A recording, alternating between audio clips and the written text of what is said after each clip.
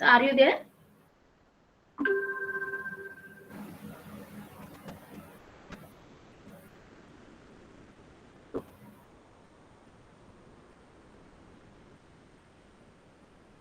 Khare sir, are you there?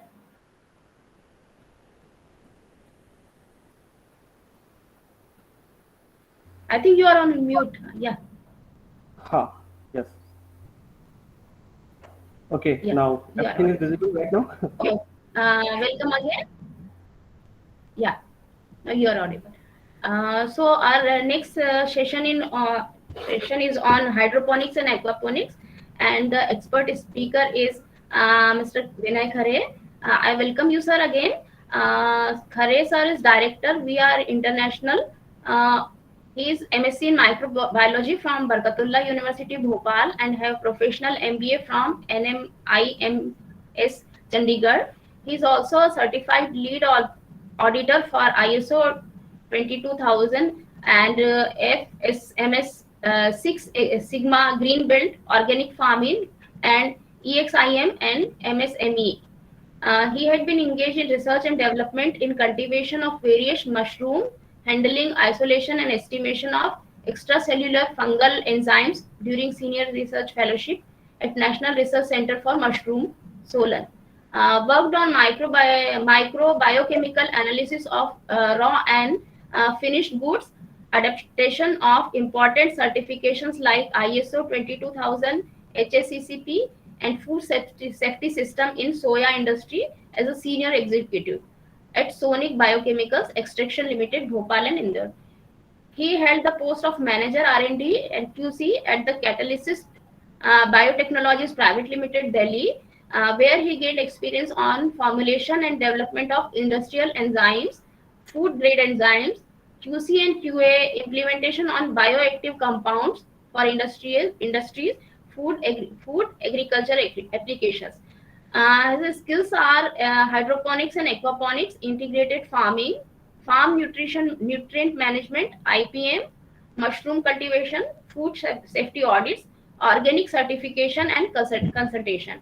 He was manager quality and food safety at the Akshay Patra Foundation and worked in the area of plant food safety, development of quality circle and continual improvement projects, training and development of employees for Kaizen and Six Sigma concept, ensure food safety, nutritional and FSSAI compliance in category, leading and developing food safety team and implementation of GMP, HACCP plan and ISO 22000.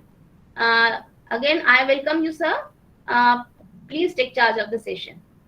Thank you. Thank you ma'am, thank you very much. आपने पूरा resume पढ़ के सुना दिया। Thank you very much. So basically I hope मेरी voice and videos clear हैं आप सबको, and I want this session to be very practical as well as the interactive. So right now hydroponics and aquaponics is gaining very popularity in India, and बहुत लोग इस पे काम कर रहे हैं right now.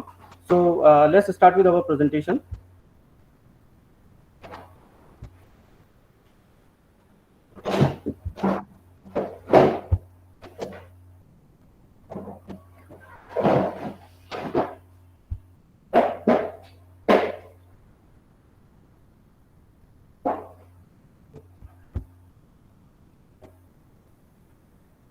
Okay, so I think presentation is now visible.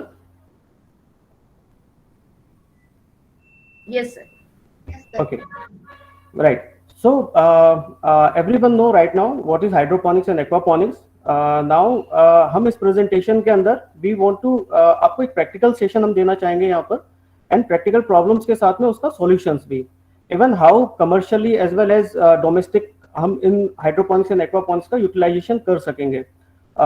Main हमारा यहाँ पर ऑब्जेक्टिव है कि हाइड्रोपोनिक्स और एक्वापोनिक्स टेक्निक जो बेसिकली फॉरेन ओरिजिनेटेड है या जो वहाँ पर वेल है, उसको हम डोमेस्टिक लेवल पे, दैट मीन्स हम इंडियन लेवल पर किस तरह से आगे प्रोसीड कर सकते हैं, राइट।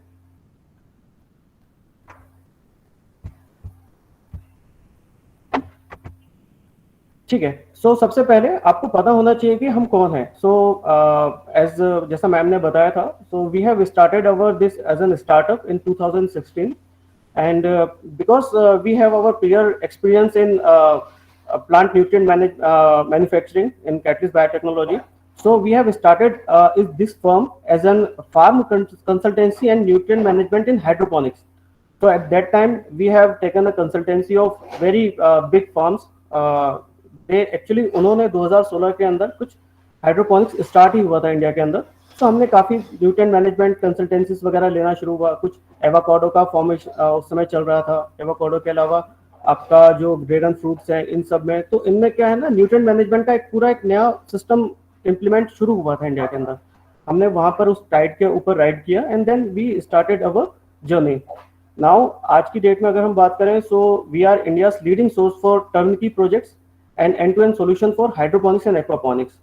अगर आप टॉप 10 इंडिया के अंदर लोगों को सर्च करेंगे तो डेफिनेटली हमें भी उनमें से एक तो पाएंगे ही. नाउ अब हम बात करें कि right now what we are doing. So apart from hydroponics and aquaponics, we are improving farming techniques toward the integration for better sustainability and projects, right. So अभी हमारे पास कुछ प्रोजेक्ट्स चल रहे हैं, कुछ DST के साथ में, कुछ डिफरेंट यूनिवर्सिटी के साथ में हम कोलैबोरेट होकर काम कर रहे हैं. सो हम नई नई टेक्निक्स को यहाँ पर इम्प्लीमेंट करने की कोशिश कर रहे हैं. बेसिकली जो रिसर्च पेपर्स के अंदर पब्लिश होता है, उन्हीं को हम किसी तरह से प्रैक्टिकली यूज करने की यहाँ पर ट्राई कर रहे हैं. नाउ अभी अगर हम बात करें, सो पैन इंडिया एंड वर्ल्ड के लेवल पे हम बात करें तो मोर देन 12,000 कस्टमर्स हैं हमारे पास, B2B से लेकर B2C कस्टमर्स तक. सो अभी एवरीथिंग इज ठीक है और बहुत तेजी से आगे बढ़ भी रहा है. अब हमारे कुछ मेजर कस्टमर्स के बारे में हम बात करें, सो प्राइवेट प्लेयर्स की बात करेंगे तो सस्टेनेबल ऑप्शंस हैं, ग्रीन टैब इंडिया है, एग्रीनेक्स कॉर्पोरेशंस हैं, हैना इंटरनेशनल है बेंगलोर की, एंड इंडिया का जो सबसे बड़ा फार्म है अपना हाइड्रोपोनिक्स का कोलकाता में, दैट इज हाइड्रो वेजीज, वो हमारा कस्टमर है. उसके अलावा अगर हम रिसर्च में बात करें तो IIT पटना है, IIT दिल्ली है. उसके अलावा कुछ हमारे APS के साथ भी हमारा कोलैबोरेशन चल रहा है. CMR यूनिवर्सिटी में भी हमारे कुछ प्रोजेक्ट्स चल रहे हैं, वो भी हमारे काफ़ी अच्छे कस्टमर्स हैं. RNTU भोपाल में भी हमारे कुछ सेटअप्स लगे हुए हैं हाइड्रोपोनिक्स में, जिसमें वो अपनी इन हाउस रिसर्च कर रहे हैं. देन प्लांट इन पॉट्स है, जस्ट हार्वेस्ट भोपाल में स्टार्टअप है अपना हाइड्रोपोनिक्स का. टेक एग्रो फार्म है कोलकाता का. ये सारे हमारे कस्टमर्स हैं, राइट. सो नाउ अब हम आगे चलते हैं. What is hydroponics?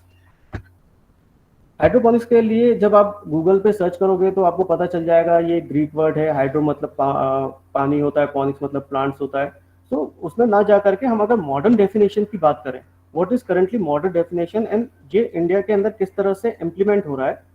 So the modern word define hydroponic as a science of growing और production of plants in nutrient rich solutions और moist inert material instead of soil. That means आप soil के instead या soil के बिना किसी भी तरह से कोई फार्मिंग कर रहे हैं, फार्मिंग या प्लांटेशन कर रहे हैं, या प्लांट से रिलेटेड कोई भी एक्टिविटी कर रहे हैं जिसमें आपने एक डिफाइंड न्यूट्रिएंट रिच मीडिया बनाया हुआ है या डिफाइंड न्यूट्रिएंट रिच सॉल्यूशंस दिया हुआ है, राइट. उसको हाइड्रोपोनिक्स कैटेगरी के अंदर कंसिडर किया जा रहा है. Now this definition is not हमने नहीं बनाई है, ये डेफिनेशन FAO के थ्रू बनाई हुई है.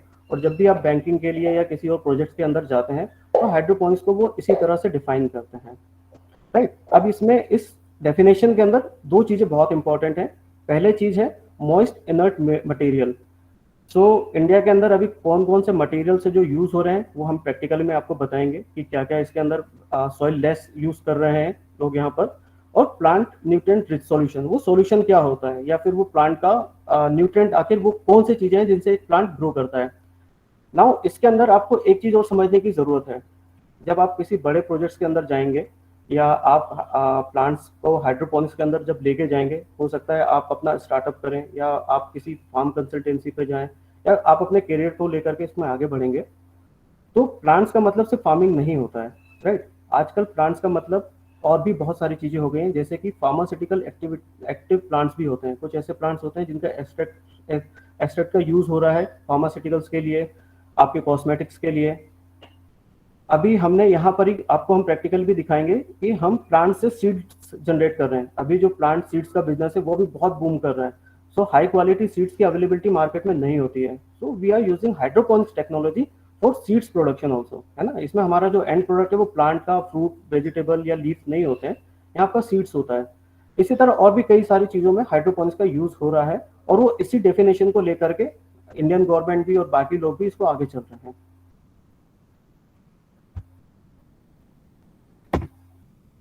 Now why it is important, hydroponics important क्यों है?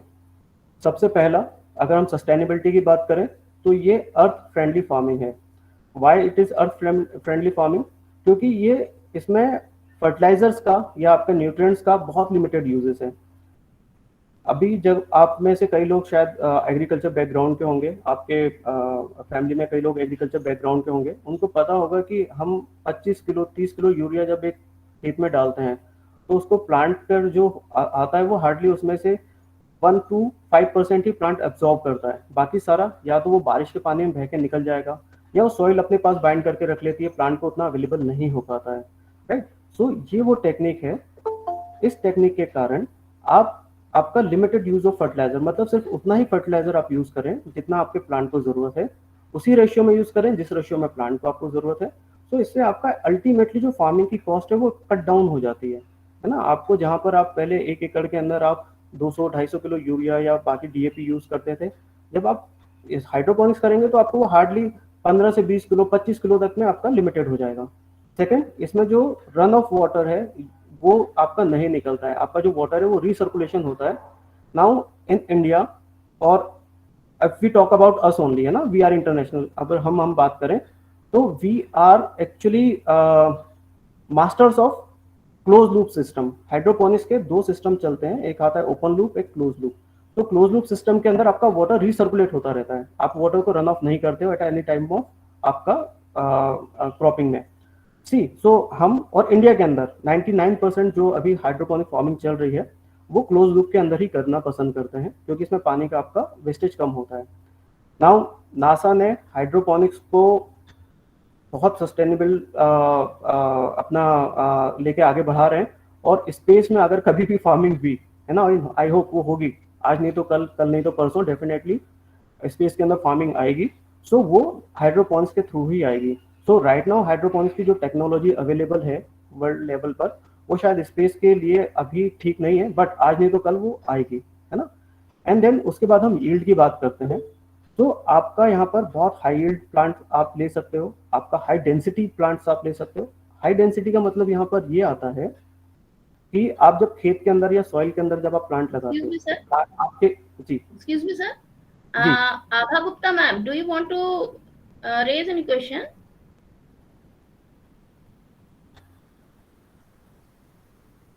Abha Gupta ma'am, you have raised hand.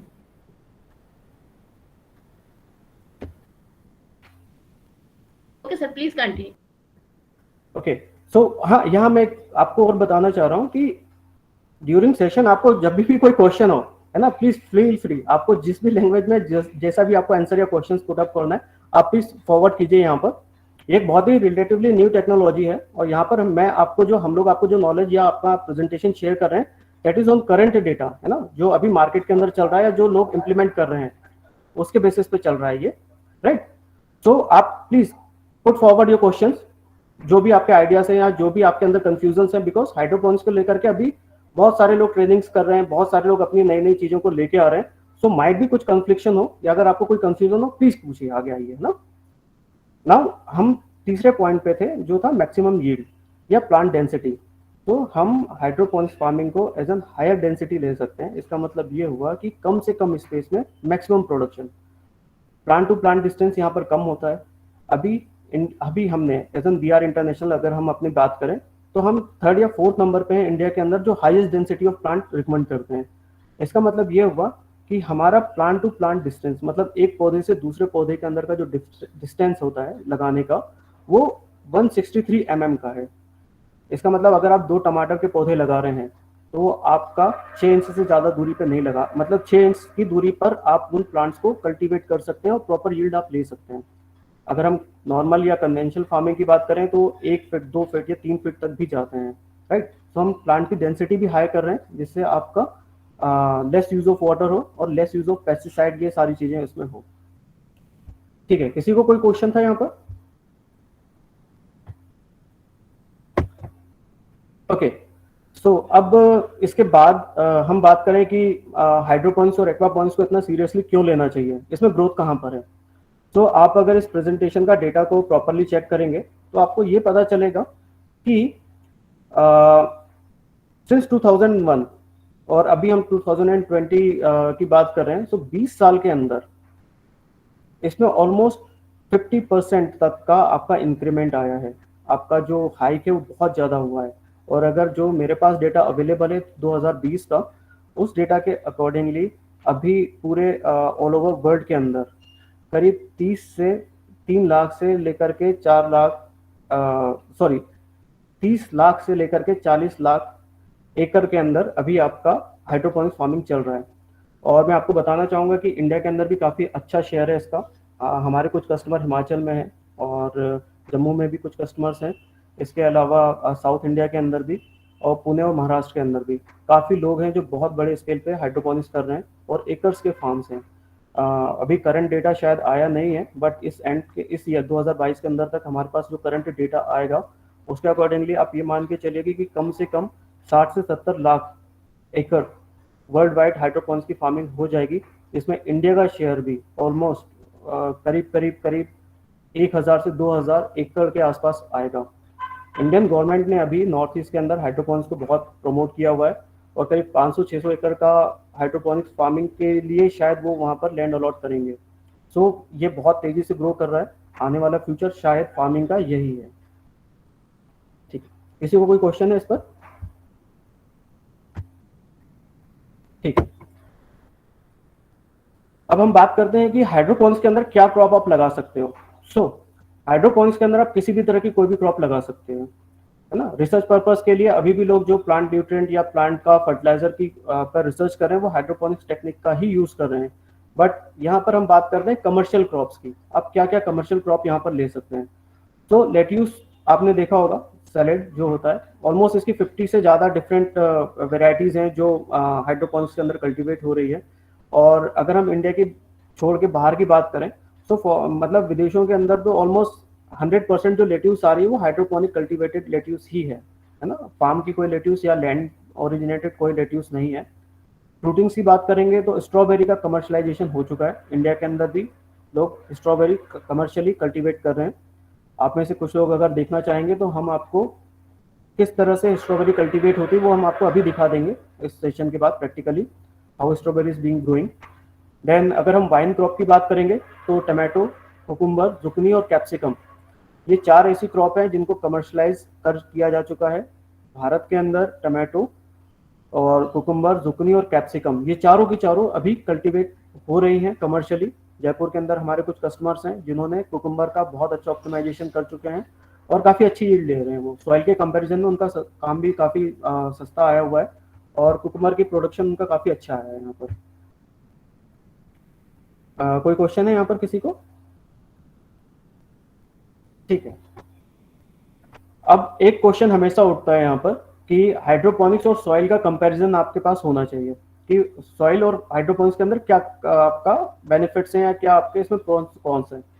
सो कुछ तो मैं पहले ही बता चुका हूँ कि आपका सॉइल में बहुत हाई फर्टिलाइजर का आपका यूज करना पड़ता है। आपको बहुत अनकंट्रोल्ड वे में पेस्टिसाइड का यूज होता है, हर्बिसाइड का बहुत ज़्यादा यूज होता है, वीडीसाइड है, ये सारी चीज़ों का काफ़ी ज़्यादा यूज होता है। अगर मैं नॉर्मल लैंग्वेज में बात करूँ तो आपका खरपतवार नाशक हो गए हुए हैं। आपके जमीन के अंदर जब आप खेती करते हो तो उससे पहले आपको कुछ फंगस रोधी डालने पड़ते, काफ़ी चीज़ों का इसमें यूज होता है।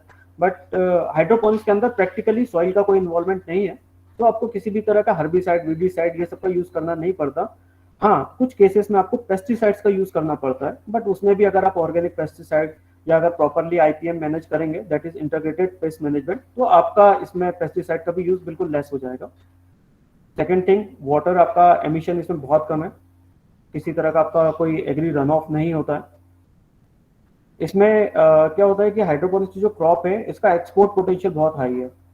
बहुत सारे लोग हैं जो समझते हैं कि हाइड्रोपोनिक्स अगर क्रॉप है तो उसके अंदर नेचुरली आपका पेस्टिसाइड्स का मात्रा कम होगी, हर्बिसाइड की मात्रा कम होगी, तो वो उसको लेना प्रेफर करते हैं। तो अगर आपकी क्रॉप एक्सपोर्ट के लिए जा रही है तो 100% आपको हाइड्रोपोनिक्स का यूज करना ही पड़ेगा। किसी को कोई क्वेश्चन है यहाँ पर?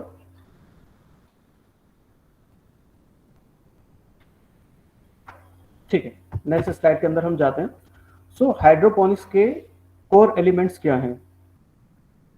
एक हाइड्रोपोनिक सक्सेसफुल हाइड्रोपोनिक सिस्टम के या एक पूरी कंप्लीट फार्मिंग के सिर्फ 5 ही कोर एलिमेंट हैं। फर्स्ट इज सिस्टम डिजाइन, कि आपने क्या सिस्टम लिया हुआ है, आपका सिस्टम का डिजाइन क्या है ना। बहुत सारे लोग हैं ऐसे जो डोमेस्टिकली या अपने घरों के अंदर हाइड्रोपोनिक्स कर रहे हैं और अपने लिए जो रिक्वायर्ड प्रोडक्शन है वो सारा प्रोडक्शन वो निकाल रहे हैं, उनके सिस्टम डिजाइन बहुत अच्छे हैं। तो आप में से कई लोग हैं जो इंटीरियर डिजाइनिंग में है, आर्किटेक्ट्स में है, तो उनसे मेरा बहुत रिक्वेस्ट है कि आप इसके ऊपर फोकस कीजिए। वाई? बिकॉज नए नए सिस्टम डिजाइन की हमें रिक्वायरमेंट आ रही है और हमें प्लांट फ्रेंडली या इको फ्रेंडली सिस्टम डिजाइन की रिक्वायरमेंट है, और ये एक बहुत बड़ा मार्केट है। अगर किसी पर्सन के पास में कोई अच्छा डिजाइन है हाइड्रोपोनिक्स का या एक्वापोनिक्स का, जो एनवायरमेंटली कंट्रोल, जो एनवायरमेंट के लिए भी सेफ हो, और तो वो डेफिनेटली मार्केट में कमर्शलाइजेशन हो जाएगा। This is a right time. Second thing is nutrient management plan.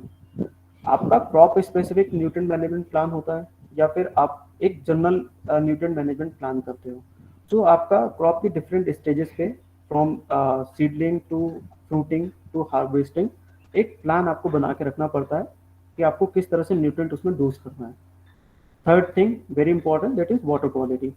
आपका वाटर की क्वालिटी यहाँ पर बहुत इफेक्टिव डिपेंड करती है, because it is a hydroponics, सब कुछ वाटर के ऊपर ही है। अभी कई लोग यहाँ पर जो आपका इफ्लुएंट वाटर आ रहा है, जो सीवेज का वाटर है, उसको ट्रीट करके एज एन हाइड्रोपोनिक्स में यूज कर रहे हैं ना। उसकी जो क्रॉप है उस क्रॉप को वो जैसे एजोला हो गया है या कुछ ऐसी क्रॉप्स हो गई हैं जिनका हम डायरेक्टली कंजप्शन नहीं कर सकते, बट जो इकोनॉमिकली बहुत वाइबल होती हैं, ऐसी क्रॉप्स के लिए वो यूज कर रहे हैं। तो ये भी बहुत अच्छा फील्ड है, कई लोग इसमें काम कर रहे हैं इंडिया के अंदर ही। फोर्थ पॉइंट जैसा मैंने आपको पहले बताया था, दैट इज पेस्ट मैनेजमेंट, जो है integrated pest management.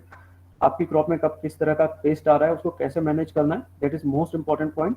And fifth point is media, कि हमारे पास क्या मीडिया है, हम किस मीडिया के अंदर क्या प्लांट लगा रहे हैं, वो बहुत इंपॉर्टेंट है। किसी को इसमें कोई क्वेश्चन है? एक्सक्यूज मी, हाँ सर, एक क्वेश्चन है मेरा। जी हेलो। हाँ सर प्लीज। हाँ, मेरी क्वेश्चन ये थी कि जो आपने वाटर क्वालिटी की बात करी, स्पेसिफिकली इफ्लुएंट वेस्ट वाटर की, हाँ, तो इसके लिए जैसे जनरली हम इरिगेशन वाटर का जो स्टैंडर्ड्स है उसको हाँ, हम इरिगेशन एडिबल के लिए यूज करते हैं, तो क्या स्पेसिफिकली इस तरह का कोई अलग भी गाइडलाइंस है क्या इफ्लुएंट का? क्योंकि अगर इफ्लुएंट के अंदर जनरली वेस्ट वाटर के अंदर माइक्रोब्स होते हैं, हाँ, और अगर अगर इस प्रोसेस, किसी भी प्रोसेस से मैंने अगर सपोज वहाँ पे इकोलाई बैक्टीरियाज को डेड कर दिया, तो क्या हाँ। फर्दर मैं इसको हाइड्रोपोनिक में उस इफ्लुएंट को यूज कर सकता हूँ? तो क्या उससे कोई न्यूट्रिएंट वैल्यूज या एडिबल्स जो लीफी प्लांट्स हैं या अदर क्रॉप्स हैं उस पर क्या कोई इम्पैक्ट या इफेक्ट आएगा? ठीक है सर, आपने जो क्वेश्चन पूछा है सर बहुत अच्छा क्वेश्चन है, और इसके दो पार्ट है सर, है ना। फर्स्ट पार्ट, अगर हम रेगुलेशन की बात करें तो इंडिया के अंदर अभी कोई रेगुलेशन नहीं है। वाई? क्योंकि इंडिया के अंदर हाइड्रोपोनिक्स को भी अभी गवर्नमेंट की पॉलिसीज के अंदर इम्प्लीमेंट आ रहा है, अभी धीरे धीरे आ रहा है ये, है ना। और यहाँ पर क्योंकि इंडिया के अंदर कुछ पॉलिटिक्स इन्वॉल्व है, काफी कुछ इन्वॉल्व है, तो वाटर को एग्रीकल्चर के यूजर्स के लेकर के पॉलिसीज हैं, बट उनका इम्प्लीमेंटेशन नहीं है ना। अभी भी हम लोग देखते हैं कि लोग खेतों के अंदर नॉर्मल जो नालों का पानी यूज कर लेते हैं, राइट। तो there are some regulations, but उसका इम्प्लीमेंटेशन नहीं है। बट अगर हम लोग फ्यूचर प्रोस्पेक्ट की बात करें तो अभी हमने ही इवन जब हमने अपना कंसल्टेंसी शुरू किया था 2016 एंड 17 में, सो 17 और 18 के अंदर हमने दुबई के अंदर वहाँ का एक स्कूल है एक्चुअली, वहाँ तो कॉलेज को स्कूल कहते हैं, तो उनके साथ एक प्रोजेक्ट यूज किया हुआ था जिसमें सीवेज ट्रीटमेंट का हमने वाटर को इम्प्लीमेंट करने की कोशिश की हुई थी। नाउ इसमें कंसल्टेंसी पार्ट हमारा था इंडिया के अंदर और इम्प्लीमेंटेशन पार्ट उनका था, सिस्टम डिजाइन भी हमारा ही था, हमने उनको सिस्टम डिजाइन दिया हुआ था। नाउ इसमें क्या था कि जो दो चैलेंज हमने फेस किए थे, फर्स्ट चैलेंज जैसा आपने कहा कि कॉलिफॉर्म बैक्टीरिया की प्रेजेंस वाटर के अंदर वो थी यहाँ पर, है ना। और दो चैलेंज हमने फेस किया था कि वो जो कॉलिफॉर्म बैक्टीरिया है वो क्या करता है, अनएरोबिक कंडीशंस मेंटेन कर लेता है आपका न्यूट्रिएंट या पानी के अंदर। अब अनएरोबिक कंडीशन करने की वजह से क्या होता है, पानी का ऑक्सीजन लेवल डाउन चला जाता है, डीओ लेवल कम हो जाता है, उस केस में आपका प्लांट के ऊपर इफेक्ट आता है, ठीक है। सो फिर रेगुलेशन इंडिया के अंदर भी आ गया और वहां पर भी आ गया ड्यूरिंग दिस थिंग कि भैया आप जो पोर्टेबल वाटर है, इंडिया के अंदर है अपना IS 1050 10,500। यस 500, तो आप उसी का एज एन हाइड्रोपोनिक्स यूज करो, राइट। और तो अगर सीवेज ट्रीटमेंट के वाटर को आपने किसी भी तरह पोर्टेबल कर लिया है तो कोई प्रॉब्लम ही नहीं है, राइट। और नहीं, potability, there is some difference between potability and as a wholesome water. So yeah, in case of irrigation water, there is E. coli bacteria and there is no issues because in open environment, mostly in tropical country, it may be die within the 24 to 48 hours right, in presence of sunlight and right, in presence of open environment. So this is right, not big issue. But thing is, as per standards BIS 10500 as a right, drinking water standards, हाँ, obviously there is E. coli should be nil. So nil, we can achieve or it less than very 10, easily. or less than It is 10 not CU, big issue. Yeah. yes, So this is not big issue. So we can achieve this level also. So हाँ, if there are also availabilities of such kind of wastewater, for hmm, that we can use or not. This is the another my question, yes sir, because so there is no guideline I have found till today. sir, right now the guidelines for hydroponics is being drafted, अभी तक implement नहीं हुआ है, but उसके अंदर Mm-hmm. जो हमारे पास information, because there are 10 or 20 people in India who are doing hydroponics in a such a scale, so Yeah. हम एक्चुअली हम लोग गए हुए थे आपके मिनिस्ट्री ऑफ एग्रीकल्चर के पास कि you should subsidize hydroponics, right. Yeah. आप सब्सिडाइज करोगे तो हमारे पास कस्टमर आएंगे and we should promote Mm-hmm. Hydroponics. तो उस समय हमने ड्राफ्ट उनको दिया हुआ था, that is still in draft condition, most probably शायद पता नहीं कब तक वो आ जाएगा। उसके अंदर जो मेंशन किया हुआ है रेगुलेशंस का पार्ट या जो स्टैंडर्ड्स का part, that is portable water. अब इंडिया के अंदर पोर्टेबल वाटर का डेफिनेशन क्या आता है कि कहीं पर राजस्थान के अंदर वाटर का TDS 800 है, right.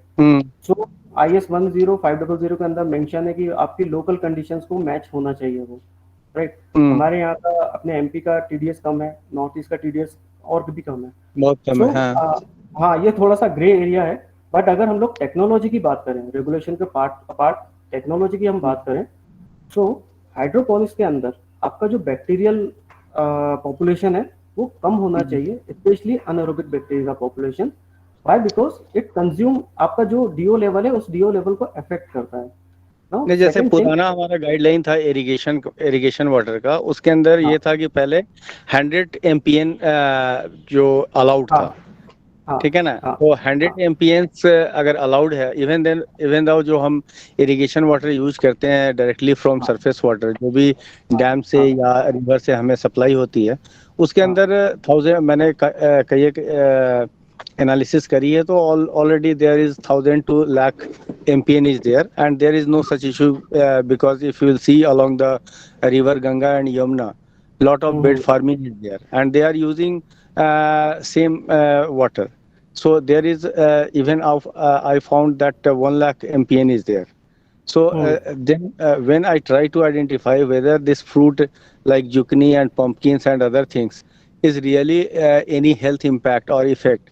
So as physically I have not found any problematic for any persons, but slowly as I found that a lot of people's nowadays sick with the different diseases because of what marketed vegetables available, and mostly they are using same kind of water.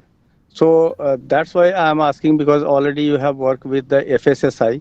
So is yes, there any procedures to check the nutrient values of vegetables after the using of this wastewater, and so that is there any nutrient value may be changed, and is there any health impact? So such kind of study or such kind of any report with you or not, I don't know. If you have any, then kindly highlight, so that right, sir. in future we can at least adopt and Sure, use sir. in some other research also. Sure sir, sure. So इस point के ऊपर as far as my information और my knowledge is concern, जितना मुझे पता है, waste water का regulation already drafted India के अंदर इम्प्लीमेंटेड है, राइट। जिसमें आपने जो बताया दैट इज ओके, उसके अंदर MPN का है। नाउ अभी आपका जो फ्रूट प्रोडक्शन हो रहा है, जो फ्रूट आपका आ रहा है, राइट, या जो आपका वेजिटेबल प्रोडक्शन हो रहा है, उसके लिए भी FSSAI की गाइडलाइंस हैं, है ना। उस गाइडलाइन के अंदर उन्होंने आपका जो बैक्टीरियल काउंट है, या आपका जो MPH काउंट है, या जो आपका जो वेजिटेबल के अंदर न्यूट्रिएंट काउंट है, even the level of lead, आपका पेस्टिसाइड है ना, क्योंकि आपने जब रिवर गंगा का, अभी हम सिर्फ बैक्टीरिया डिस्कस नहीं कर सकते यहाँ पर, we should also discuss metals and pesticide yeah, pesticides also, yeah. है ना। सो प्लांट, डेफिनेटली प्लांट के अंदर itself there is a mechanism, वो कई चीजों को ऑब्जर्व करता है, कई चीजों को ऑब्जर्व नहीं करता है ना, एब्जॉर्ब वाटर में से, बट उसमें से लेड या काफी चीजें वो एब्जॉर्ब करेगा ही करेगा, वो प्लांट नहीं रोक सकता, राइट। तो जो आपका फाइनल प्रोडक्ट आपका आ रहा है, अगर आप FSSAI की गाइडलाइन देखेंगे, या आप FSMS की गाइडलाइन देखेंगे, या FAO की गाइडलाइन देखेंगे, जो इन दोनों का पिताजी है, उसमें भी आपको यही पता चलेगा कि आपका जो फाइनल प्रोडक्ट है, उसका जो आपका टॉलरेंस लेवल है, अगर उसके अंदर वो आपका जो डिटेक्शन है आ रहा है, या लाइक लेड का उन्होंने कुछ सर्टेन 200 ppm समथिंग उससे लेस बताया हुआ है, राइट, अगर उतना आ रहा है तो वो फ्रूट सेफ है, सेफ टू ईट है ना, आप उसका यूज कर सकते हो। बट अगर उससे, अब नाउ आपने जो मुझे एग्जांपल बताया था, वहां पर क्या होता है कि जो प्लांट है वो बैक्टीरिया को ऐसा कभी भी अब्सॉर्ब नहीं करेगा रूट्स के थ्रू। प्रॉब्लम क्या आती है कि जो मक्खियां होती हैं या कंटामिनेशन होता है, वो क्या करता है कि वो बैक्टीरिया के स्पोर्स को लेके आएगा और आपके वेजिटेबल्स के या फ्रूट के ऊपर छोड़ देगा। अब आपने उसकी प्रॉपर वॉशिंग ही नहीं की है, या आपने वॉशिंग भी की हुई है तो आपने उसी वाटर से वॉश कर दिया हुआ है, राइट, आप क्लोरीन वाटर के साथ वॉश ही नहीं किया है, सो उसके अंदर जो बैक्टीरिया का वो है स्पोर्स तो रहेगा ही रहेगा, राइट, ऊपर भी रहता है। सो ये होता है, बट हो सकता है कि आपने वो वेजिटेबल को लिया है, आपने उसको प्रॉपर्ली वॉश किया है, क्लोरीन ट्रीट किया हुआ है, राइट, उसके बाद हो सकता है उसके अंदर बैक्टीरिया की पॉपुलेशन कम हो गई हो, that is easy safe to eat, है ना। आप उसको कट करेंगे, आप उसको एनालिसिस करके देखिए, उसमें आपका जो हार्मफुल केमिकल है, एलिमेंट्स है, उनका कम आ रहा है, then it is safe to eat, है ना। इसीलिए इंडिया के अंदर जो ड्राफ्टिंग आया, जो मेरी समझ के कारण जो ड्राफ्टिंग आया है, उन्होंने बस एक वाटर, एक इरिगेशन वाटर का एक स्टैंडर्ड फॉलो कर दिया हुआ है। अच्छा, सेम इरिगेशन वाटर का ही कंडीशन फॉलो किया। हाँ, लेकिन आपका जो आगे की मैं बात आपको बताने की कोशिश कर रहा हूँ वो ये है कि जो ड्राफ्ट के अंदर अभी आ रहा है हाइड्रोपोनिक्स के अंदर, स्पेसिफिकली उसको ये पोर्टेबल वाटर ही करेंगे। हम लोगों ने भी पोर्टेबल वाटर रिकमेंड किया हुआ है। उसके दो कारण है। पहला कि इसमें जो बैक्टीरिया के अगर पॉपुलेशन आता है आपका हाइड्रोपोनिक्स के अंदर स्पेशली, तो आपका जो सिस्टम है उसकी हेल्थ को नुकसान पहुंचाता है। आपका जो इंटरनल आपका, ये सिर्फ यही नहीं कि वो सिर्फ ऑक्सीजन को खत्म करेगा, इसके अलावा क्या आता है कि आपके न्यूट्रिएंट होते हैं, जैसे कि हमने नाइट्रोजन देके रखा हुआ है, नाइट्रेट फॉर्म में देते हैं हम लोग, राइट, या आपका जो P4 देते हैं, काफी कुछ देते हैं उसमें। तो वो बैक्टीरिया उसको भी आपका यूज करता है, यूटिलाइज करता है। इस केस में आपका जो एसिडिक एनवायरनमेंट है या जो आपका आयनिक एनवायरनमेंट ऑफ योर न्यूट्रिएंट है उसको वो इम्पैक्ट करता है।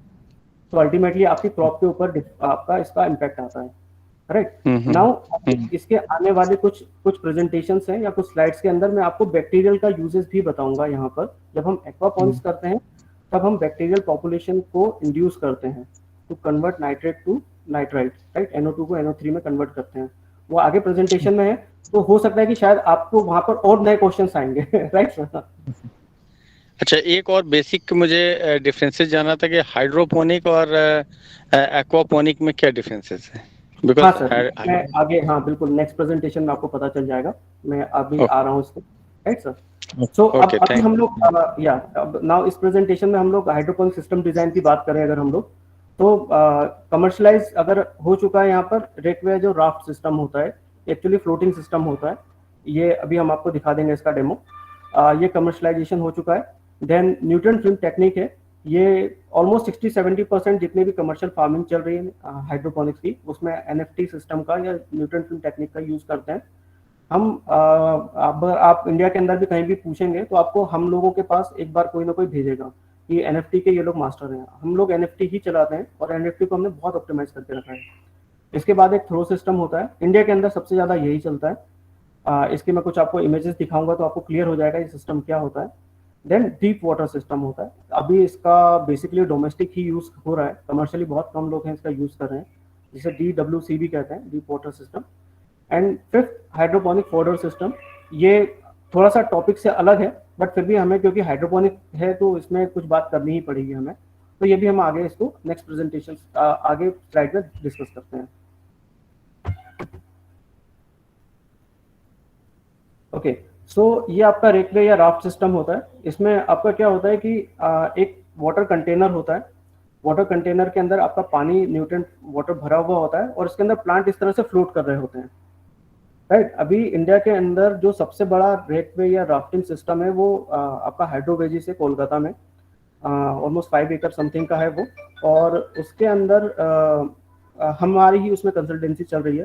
तो ज़्यादातर वो लीफी वेजिटेबल्स, ये जो लीफी वेजिटेबल्स लग रही हैं यही है, हमने भी यहाँ पर ट्रायल किया हुआ है, आपको दिखाएंगे हम लोग। तो इस तरह से उसमें कल्टिवेट कर रहे हैं। और अगर हम इसकी आगे बात करें रेकवे सिस्टम की, तो इसमें इस तरह से क्या होता है कि पानी ट्रेस में भर दिया जाता है, यहाँ पर जो आप देख रहे हैं यहाँ पर प्रेजेंटेशन के अंदर, और इनके ऊपर फ्लोट करता रहता है आपका प्लांट। आप इसको प्लांट को मल्टी क्रॉपिंग भी सिंगल सिस्टम के अंदर ले सकते हैं। मल्टी क्रॉपिंग मतलब ये होता है कि आपका कुछ प्लांट ऐसा होगा जो जो इनिशियल स्टेज पे होगा, कुछ हार्वेस्टिंग स्टेज पे होगा, तो आप इसको फ्लोट कराते हुए ले सकते हैं। ये सबसे टफेस्ट सिस्टम है चलाने के लिए। वाई? बिकॉज इसके अंदर आपका जो डीओ लेवल है या ऑक्सीजन लेवल है उसको मेंटेन करना बहुत मुश्किल होता है, और इसके अंदर आपको वाटर इनसाइड कंटिन्यूसली आपका फ्लोटिंग पे बना रहना चाहिए, आपका वाटर स्टिल नहीं होना चाहिए। तो थोड़ा सा एनर्जी इसमें यूज होता है, एंड बट फिर भी इफेक्टिव टेक्निक है, ये बहुत अच्छी चल रही है ये भी। और इंडिया के अंदर अब धीरे धीरे इसको लोग यूज कर रहे हैं। जो पहले वर्मी कंपोस्ट करते थे तो अब वो क्या कर रहे हैं, वर्मी कंपोस्ट के जो बैग होते हैं उन्हीं के अंदर वाटर भर के हाइड्रोपोनिक सिस्टम गर्मियों में वो यूज कर लेते हैं। तो इस तरह से ये अभी पॉपुलरिटी तो गेन कर रहा है हमारा सिस्टम भी इंडिया के अंदर। इसका भी प्रैक्टिकल डेमो हम लोग देखेंगे, तो आप उस समय पे जितने क्वेश्चन होंगे आप बिल्कुल सामने ही पूछ लेंगे, तो आपको और दिखा भी देंगे हम लोग। सेकेंड है न्यूट्रॉन फिल्म टेक्निक, है ना, जिसके हम लोग हमें कहते हैं कि इनके पास काफ़ी एक्सपीरियंस है इसका। तो न्यूट्रॉन फिल्म टेक्निक एनएफटी इसका शॉर्ट फॉर्म है।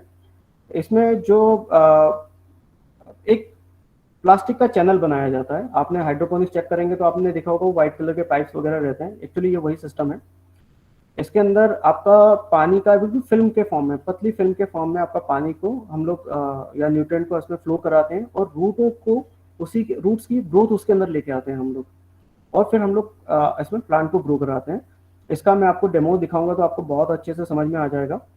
ज़्यादातर इसका जो यूज़ हो रहा है वो एशियन कंट्रीज़ में, इंडिया, मैक्सिको, यूएसए के अंदर काफ़ी यूज़ हो रहा है इसका। जो छोटे और बड़े प्लांट होते हैं, mid and long term plant, जैसे कि अपना टमाटो हो गया हुआ है, उसके बाद लीफी वेजिटेबल्स है, इनका यूज़ हो रहा है। और ये जो सिस्टम है ये हर्ब्स और फार्मा इंडस्ट्री का फेवरेट सिस्टम है। हमने ही लास्ट ईयर ही यहाँ पर कुछ फार्मास्यूटिकल प्लांटेशन को इसमें किया हुआ था। अभी कुछ लोग हैं जो इसके अंदर अब रिसर्च भी कर रहे हैं कि इसमें किस तरह से हम फार्मास्यूटिकल एक्टिव इंग्रेडिएंट को इंक्रीज कर सकते हैं हाइड्रोपोनिक्स के थ्रू। तो बहुत सारे अभी फार्मास्यूटिकल प्लांट्स को एनएफटी के थ्रू कल्टीवेट करने की कोशिश हो रही है। हमने भी कुछ प्लांट यहाँ पर कल्टीवेट किए हुए हैं, उसका भी मैं आपको कुछ इमेजेस में अभी आपको दिखाऊंगा।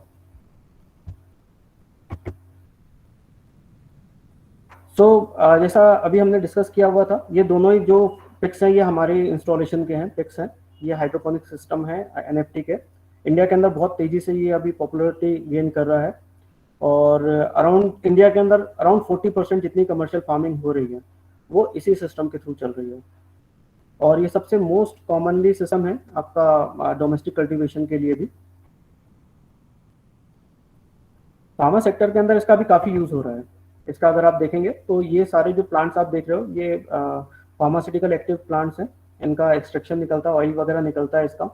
और हमें किसी कस्टमर ने कहा था कि आप इसको ऑप्टिमाइज करके दीजिए हमें, तो उनका कंसल्टेंसी हमारे पास था ना, हमने उसके लिए इन प्लांट का ऑप्टिमाइजेशन किया हुआ है कि आपको किस न्यूट्रिएंट के साथ में किस लेवल पे चलाना चाहिए, तो आपका कितना परसेंट इसमें आपका जो इसेंशियल ऑयल का कंसंट्रेशन है वो ऑप्टिमाइज होगा।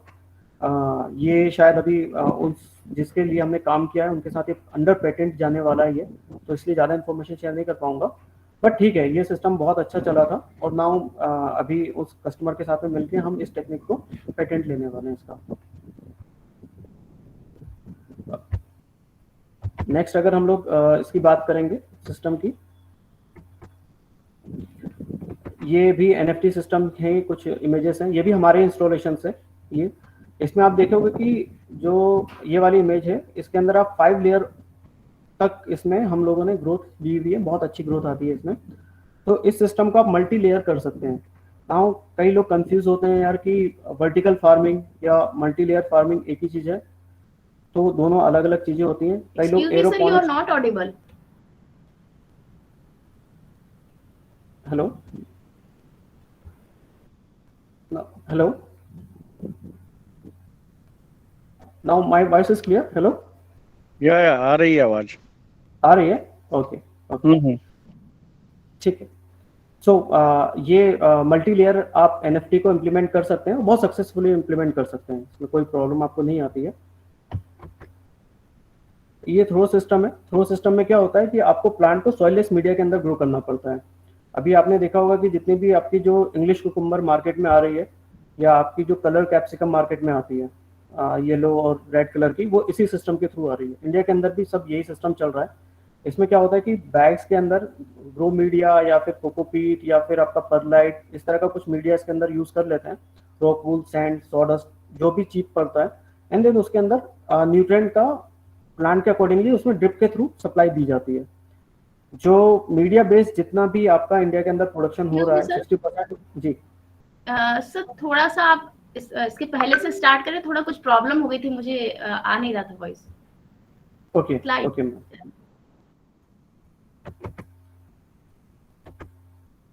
तो यहाँ से जी, चारू मैम यहाँ से? हाँ ओके जी जी। सो ये मैं आपको बता रहा था, ये हमारे ही इंस्टॉलेशंस हैं हाइड्रोपोनिक्स के। और अभी जितना भी अपना कमर्शियल फार्मिंग हो रहा है इंडिया के अंदर, ऑलमोस्ट 40% फार्मिंग NFT सिस्टम के अंदर ही हो रहा है। और बहुत तेजी से पॉपुलैरिटी गेन कर रहा है ये सिस्टम अभी इंडिया के अंदर। कई लोग हैं जो डोमेस्टिकली भी इस सिस्टम को इम्प्लीमेंट करने लगे हैं। बहुत सारे डोमेस्टिक कस्टमर्स हैं हमारे, और कई लोग हैं जो डोमेस्टिक छोटे छोटे सिस्टम इस तरह के बना के देते हैं, और इफेक्टिव है। आपका जो नॉर्मल घर का हाउस होल्ड वेजिटेबल है, बहुत इजीली निकल जाता है इसमें से। मैं आपको ये बताने की कोशिश कर रहा था कि इस सिस्टम का यूज़ फार्मास्यूटिकल इंडस्ट्री में भी बहुत होने लगा है। फार्मास्यूटिकल प्लांट्स को लोग इस सिस्टम के थ्रू ऑप्टिमाइज कर रहे हैं।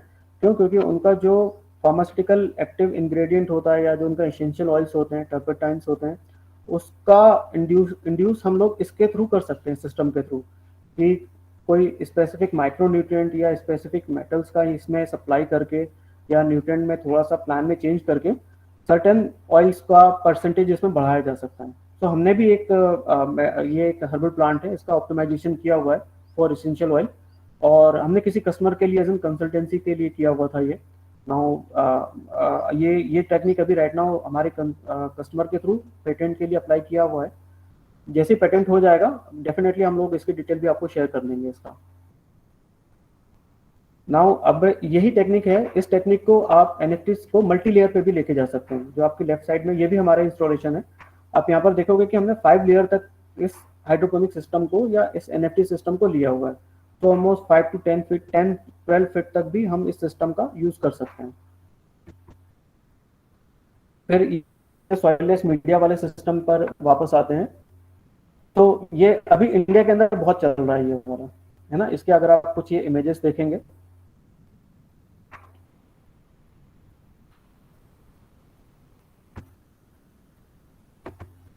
जी, तो ये इमेजेबल्स है।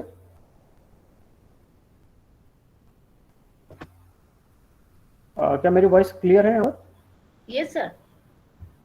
जी जी, ओके। सो ये इमेजेस आप देंगे, इससे आप लगा सकें अंदाजा। ये जो बैग्स हैं, ये बैग हम लोग फिल करवा रहे थे इसके लिए, आपका रेड कैप्सिकम के लिए, है ना। इसमें पूरा 100% कोकोपीट भरा हुआ है, और हमने इसके अंदर ड्रिप लाइन लगा के रखा हुआ है।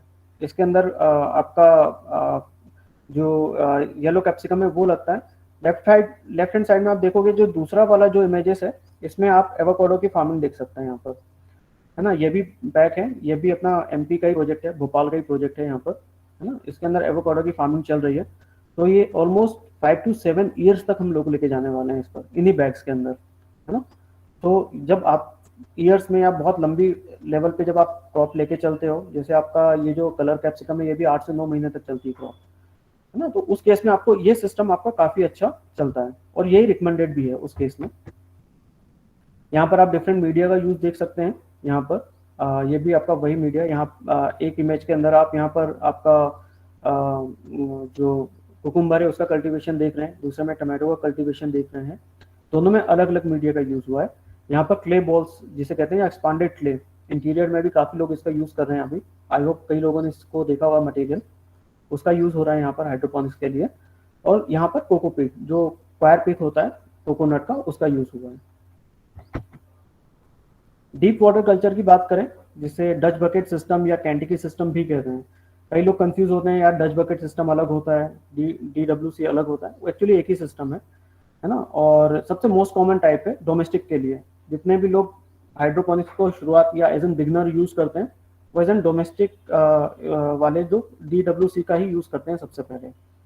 जो छोटी क्रॉप्स होती हैं, मिड लेवल की जो क्रॉप होती है, उसके लिए ठीक है ये। और अभी काफी लोग इसका कमर्शियल यूज करना शुरू कर रहे हैं, देखते हैं आगे क्या होता है। बट ये सिस्टम अभी डोमेस्टिक लेवल के लिए बहुत अच्छा है। अगर हम भोपाल की बात करें तो हमारे कुछ कस्टमर्स हैं जिन्होंने कलर कैप्सिकम्स का इसमें कल्टीवेशन सक्सेसफुली किया हुआ है। डोमेस्टिक छोटे लेवल पे कर रहे थे और बहुत अच्छा उनको रिजल्ट मिला है। यहाँ पर आपका जो पर प्लांट जो कॉस्ट आता है यहाँ पर बहुत लेस आ गया है उनका, मतलब 15-16 रुपए के आसपास आया था आपका पर प्लांट की कॉस्ट यहाँ पर। फिर अब हाइड्रोपोनिक्स फोडर टेक्नोलॉजी, है ना। ये स्लाइड एसन इस हमारे सेशन का पार्ट नहीं है, फिर भी है क्योंकि हाइड्रोपोनिक्स है। इंडिया के अंदर अभी हाइड्रोपोनिक्स की हम बात करें तो ये इसको गवर्नमेंट भी काफी प्रमोट कर रही है।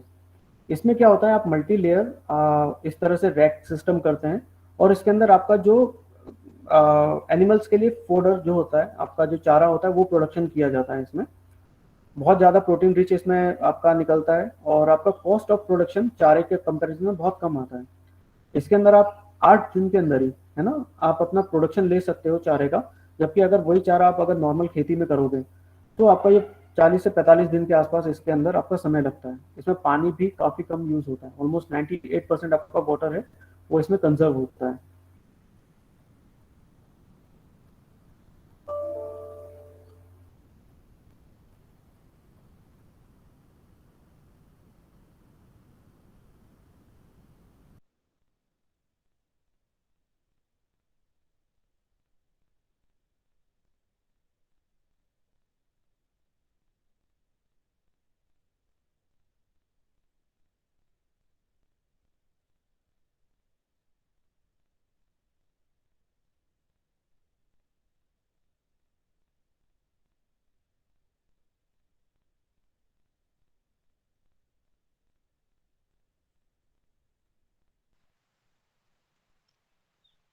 हाय।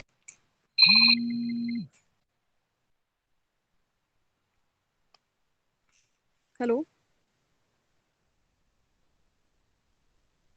Yes, ma'am. Yeah. Hello. Hello everyone, मैं हूँ रितु सिंह। मैं आपको हाइड्रोपोनिक के कुछ डेमोन्स्ट्रेशन सिस्टम यहाँ दिखाना चाह रही हूँ। मेरी वॉइस क्लियर है? हाँ, yes, ma'am. स्टार्टिंग से शुरू करते हैं। Yes, ma'am. सबसे पहले आपको सीडलिंग रेडी करनी होती है हाइड्रोपोनिक सिस्टम में। तो यहाँ आप सीडलिंग ट्रेस देख रहे होंगे। इसके अंदर सॉइललेस मीडिया भरा हुआ है। इसके अंदर सीड डालकर हम लोग छोड़ देते हैं और मॉइस्चर इसके अंदर प्रॉपर होना चाहिए। हर एक सीड का अलग अलग टाइम होता है जर्मिनेशन का। कुछ सीड 3 डेज में आपके जर्मिनेट हो जाते हैं, किसी को ज्यादा टाइम लगता है तो 7 डेज तक जर्मिनेट हो पाते हैं। ये पूरा सॉइललेस मीडिया हमने फिल किया हुआ है इसके अंदर। इस तरह से आप सीडलिंग रेडी करते हैं। अब यहाँ पर आप देखिए, इस तरह से जर्मिनेशन आना स्टार्ट हो जाता है आपका सीडलिंग्स का। देन फिर ये ग्रोथ हो जाती है इसकी। तो ये आपका क्या होता है, ट्रांसप्लांट की स्टेज ये रहती है प्लांट की। ये लेट्यूस के तरह सीड जर्मिनेट हुए हैं। तो इस तरह से आप सीडलिंग रेडी करेंगे। अब मैं आपको कुछ क्रॉप्स दिखाती हूँ सीडलिंग रेडी हुई।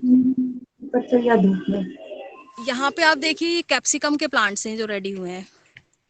वही ठंडा है बाबा, हमको भी जाना कम पड़ेगा, लेकिन ऊपर जाए कैसे, वही हमको समझ इस नहीं स्टेज तक प्लांट्स को रेडी करने होते हैं, उसके बाद ही आप ट्रांसप्लांट कर सकते हैं। ट्रांसप्लांट मतलब आप एनएफटी सिस्टम या फिर आपका जो भी सिस्टम है डीडब्ल्यूसी सिस्टम, उसमें ट्रांसप्लांट कर सकते हैं। तो इस स्टेज तक आपको प्लांट को रेडी करना होता है। ये देखिए यहाँ पे ये भी रेड कैप्सिकम के प्लांट्स रेडी किए हुए हैं, ये टमेटोज के प्लांट्स रेडी किए हैं हमने। ये इस तरह से आप ट्रेज में प्लांट्स रेडी करते हैं।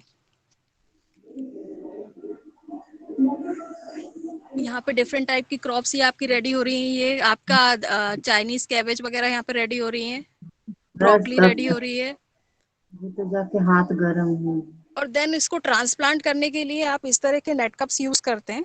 ये आप देख रहे हैं, ये नेट कप आप देख पा रहे हैं। ये प्लांट को कैसे? इसके नेट कप के अंदर ट्रांसप्लांट कर दिया गया है, और कुछ दिनों के लिए हम इसकी रूट्स निकलने का वेट करेंगे सिस्टम में डालने से पहले।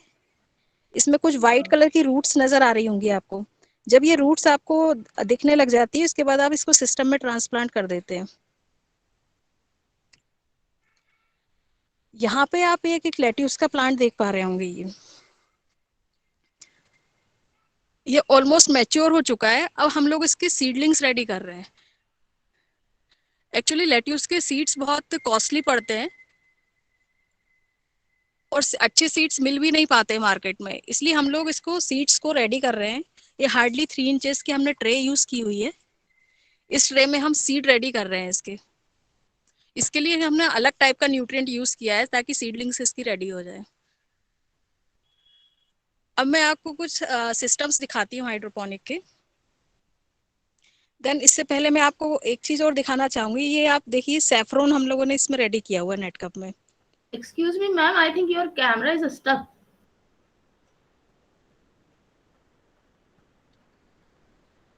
मैम आप दिख रहा है? Yes, yes. ये सैफरोन का प्लांट है जो केसर बोलते हैं। भोपाल में हम लोग फर्स्ट टाइम इसको हाइड्रोपोनिक में ट्राई कर रहे हैं। तो ये ऑलमोस्ट आपका इसका जर्मिनेशन आ चुका है, इसमें नई रूट्स भी आ रही हैं। अब इसको हम सिस्टम में डालकर रेडी करेंगे। आई होप इस बार इसका फ्लावर वगैरह सब कुछ आएगा। और इसी तरह हम लोगों ने ये कुछ फ्लावर पे भी ट्राई किया है। तो ये आपका एशियाटिक लिली है, इसका ये प्लांट रेडी हो रहा है। इसमें भी नई रूट्स आ रही हैं। इस तरह से पहले प्लांट्स को ट्रांसप्लांट करके सिस्टम में रेडी करते हैं। अब मैं आपको राफ्टिंग सिस्टम दिखाती हूँ। ये सिस्टम आप देख पा रहे हैं, ये फ्लोटिंग सिस्टम है। इसमें ये फ्लोट करते रहते हैं प्लांट्स ऊपर।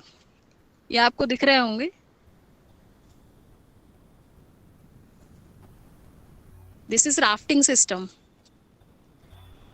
इस सिस्टम में हम बिल्कुल भी न्यूट्रिएंट यूज नहीं कर रहे हैं, क्योंकि हमने इसके वाटर में फिशेस नीचे छोड़ी हुई हैं, और ये फिश के वाटर से ही ये प्लांट्स ग्रो हो रहे हैं इसमें। इसको आप एक्वापोनिक भी बोल सकते हैं एक तरफ से। एक्चुअली क्या हुआ है कि इस वाले सिस्टम के अंदर हमने क्या किया हुआ है कि जो प्लांट्स के लिए न्यूट्रिएंट पार्ट है वो प्लांट हमने एक्चुअली फिश फीड से दिया हुआ है। यहाँ इसके अंदर अभी काफी ज्यादा इसके अंदर स्मॉल छोटी छोटी मछलियां हैं इसके अंदर काफी ज्यादा, और वो सारी मतलब ईडेबल फिश नहीं है, यार वो ऑर्नामेंटल फिशेस हैं।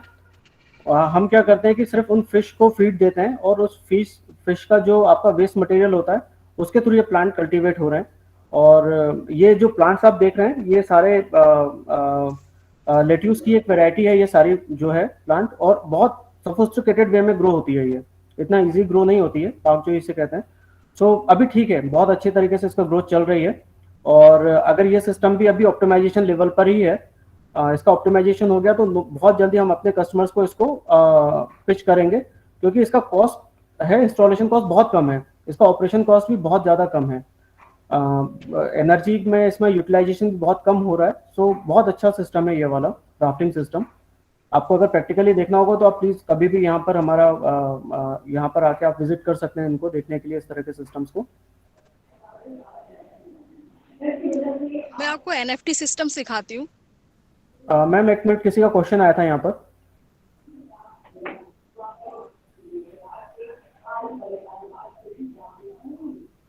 जी किसी का क्वेश्चन है यहाँ पर?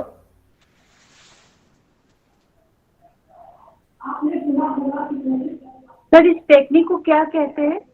ये मैम ये राफ्टिंग टेक्निक है जो मैंने प्रेजेंटेशन में भी दिखाया था। हाँ, या इसे फ्लोटिंग सिस्टम कहते हैं। अभी इसके अंदर ध्यान देने की बात क्या है, आप अपने घर में भी अगर इसको करना चाहें, है ना, दो चीजें इसमें मैटर करती हैं। पहला, इसमें जो वाटर का फिलेज है, इसमें कम से कम 6 to 7 इंचेस का वाटर का डेप्थ होनी चाहिए मिनिमम, राइट।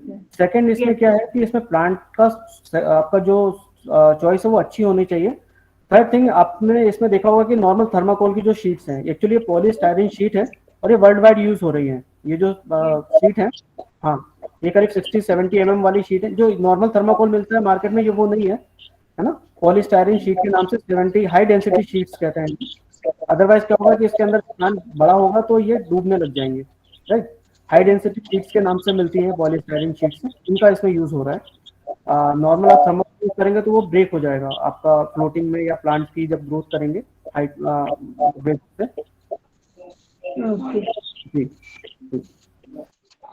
जी सर, इसमें जो नॉर्मल अपना म्युनिसिपल वाटर आता है वो यूज कर तो नहीं कर पाएंगे क्योंकि फिशेस है तो हम इसमें यूज कर सकते हैं, लेकिन इसमें म्युनिसिपल वाटर के साथ में भी हमने ट्रायल किया हुआ है। प्रॉब्लम क्या आता है कि इसमें स्मेल बहुत आने लगेगी आपका, जो वाला वाटर होता है म्युनिसिपल वाटर, और वो फिर जी जी बताइए। जी, किसी का क्वेश्चन था अभी यहाँ पर? सर, ये जो प्लांट्स आपने लगाए हैं, ये हाँ। मीडिया के बाद फिर वाटर में डिप किया है ना इनको?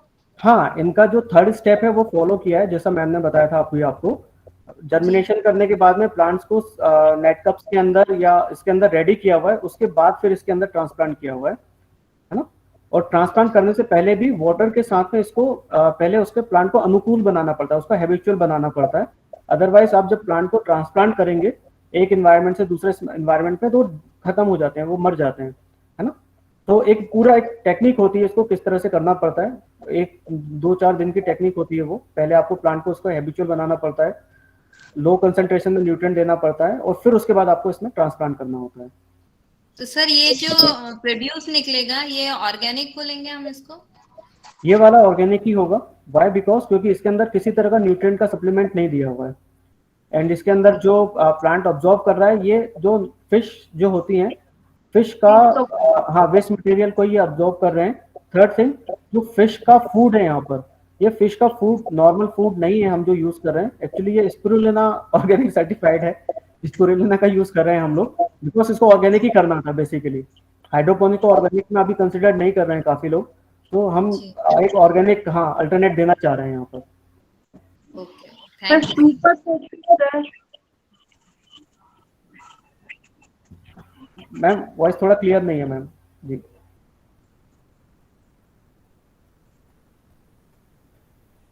हेलो जी मैम, पूछिए। यस सर, मैं कह रही हूँ कि it is super technique sir, super technique, बहुत अच्छा टेक्निक है सर, अपने एनवायरमेंट को भी बचाने के लिए और अपने को। Ma'am thank you ma'am, thank you. But ये सबसे बेसिक टेक्निक है, फिर आपको ऋतु मैम और अच्छी टेक्निक बताएंगे। ऋतु मैम, जिस टेक्निक में हम एक्चुअली मास्टर हैं मैम। सर, बहुत अच्छा लगा सर, बिल्कुल नया है ये सब चीज मेरे लिए सर। जी जी जी मैम, आप मैम प्लीज इसको इम्प्लीमेंट कीजिए। हाँ, ये आगे आने फ्यूचर यही है मैम एक्चुअली फार्मिंग का।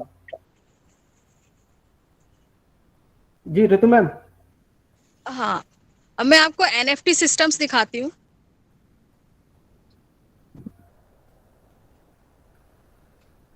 ये सिस्टम आप देख पा रहे हैं, इसमें एक चैनल में प्लांट्स लगे हुए हैं।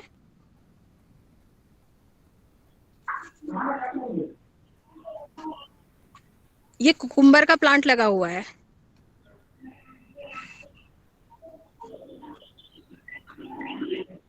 इसको एनएफटी चैनल्स बोलते हैं, मींस न्यूट्रिएंट फिल्म टेक्निक। इसमें न्यूट्रिएंट फिल्म के फॉर्म में बहता रहता है। इसमें ये कुकुम्बर के प्लांट्स ग्रो हो रहे हैं। ये इंग्लिश कुकुम्बर है, और इसमें से कुछ आप में देखेंगे, इसमें था ना फ्लावरिंग आना स्टार्ट हो रही है। बहुत छोटे प्लांट में इसमें फ्लावरिंग आ जाती है इंग्लिश कुकुम्बर में।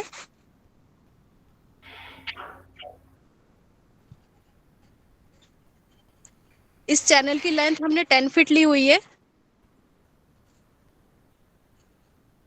और 2 लेयर में ये सिस्टम बनाया हुआ है, आपको दिख रहा होगा, first layer and second layer. इसी सिस्टम को हम मैक्सिमम 5 लेयर तक लेकर जाते हैं कमर्शियली ग्रो करने के लिए। नाउ इसमें मैम मैं एक चीज ऐड करना चाहूँगा आपको इन्फॉर्म करने के लिए। आप कन्वेंशनल अगर आप कुकुम्बर का फार्मिंग देखेंगे और इसमें फार्मिंग देखेंगे तो आप इसमें प्लांट डेंसिटी देखिए, है ना, आपका यहाँ प्लांट टू प्लांट डिस्टेंस जो मैं आपको बताने की कोशिश कर रहा था, ये आपका 163 mm के आसपास है, मतलब एक प्लांट से दूसरे प्लांट का डिस्टेंस। और इतने डिस्टेंस में ये प्लांट फुल ग्रोथ स्टेज पर जाएगा, इसमें फ्रूटिंग भी आएगा। अगर हम लोग इन प्लांट को जमीन पे ग्रो कर रहे होते तो हम इतनी सी जगह पे इतने सारे प्लांट यूज नहीं कर सकते थे यहाँ पर। दूसरा, यहाँ पर प्लांट की डेंसिटी आप एक दूसरे प्लांट जो वर्टिकली के साथ साथ हॉरिजॉन्टली भी आप इसमें डिफरेंस देखेंगे वो भी बहुत कम है ना। और ये बिल्कुल ऑप्टिमाइज टेक्निक है, इसके अंदर ऐसा नहीं है कि हम लोग आपको बता रहे हैं, ये ऑलरेडी कमर्शलाइजेशन इसका हो चुका है इस टेक्निक का। ये जो चैनल्स आप देख रहे हैं ये चैनल्स नॉर्म एसडीपी चैनल्स हैं, इन्हें एनएफटी सिस्टम चैनल्स कहते हैं। और ये हाई डेंसिटी पॉलीमर से बने हुए होते हैं, यूवी प्रोटेक्टेड होते हैं। Almost 5 to 6 years in channels का मतलब लाइफ स्पैन है, ये काफ़ी अच्छे चलते हैं। और इसमें और एक इम्पॉर्टेंट चीज़ मैं आपको दिखाना चाहूँगा मैम, ये इनका वो एरिएशन का दिखाइए, वो डबल लेयर वाला सिस्टम इसमें। मैं आपको चैनल दिखा देती हूँ, कौन सा चैनल इसमें यूज हो रहा है। ये डबल लेयर चैनल है, आप देख पा रहे होंगे। इसमें ये इंसुलेटेड होता है, ये यहाँ पे आप देखिए, ये क्या है, ऊपर का लिड होता है, ये ओपन हो जाता है। ये देखिए, ये चैनल है आपका, ये बॉटम है इसका, और ये इसका लिड है, ये ओपन हो जाता है इजीली। आप इसको आराम से क्लीन कर सकते हैं। और ये डबल लेयर होने के कारण इसमें टेम्परेचर का इशू भी नहीं आता है।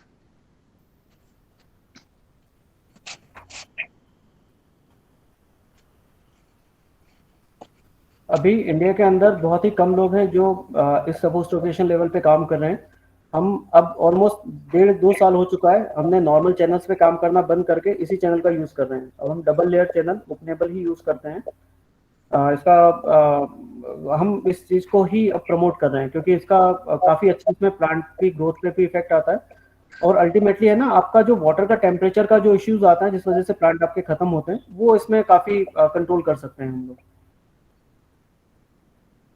जी, इस पे किसी को कोई क्वेश्चन है?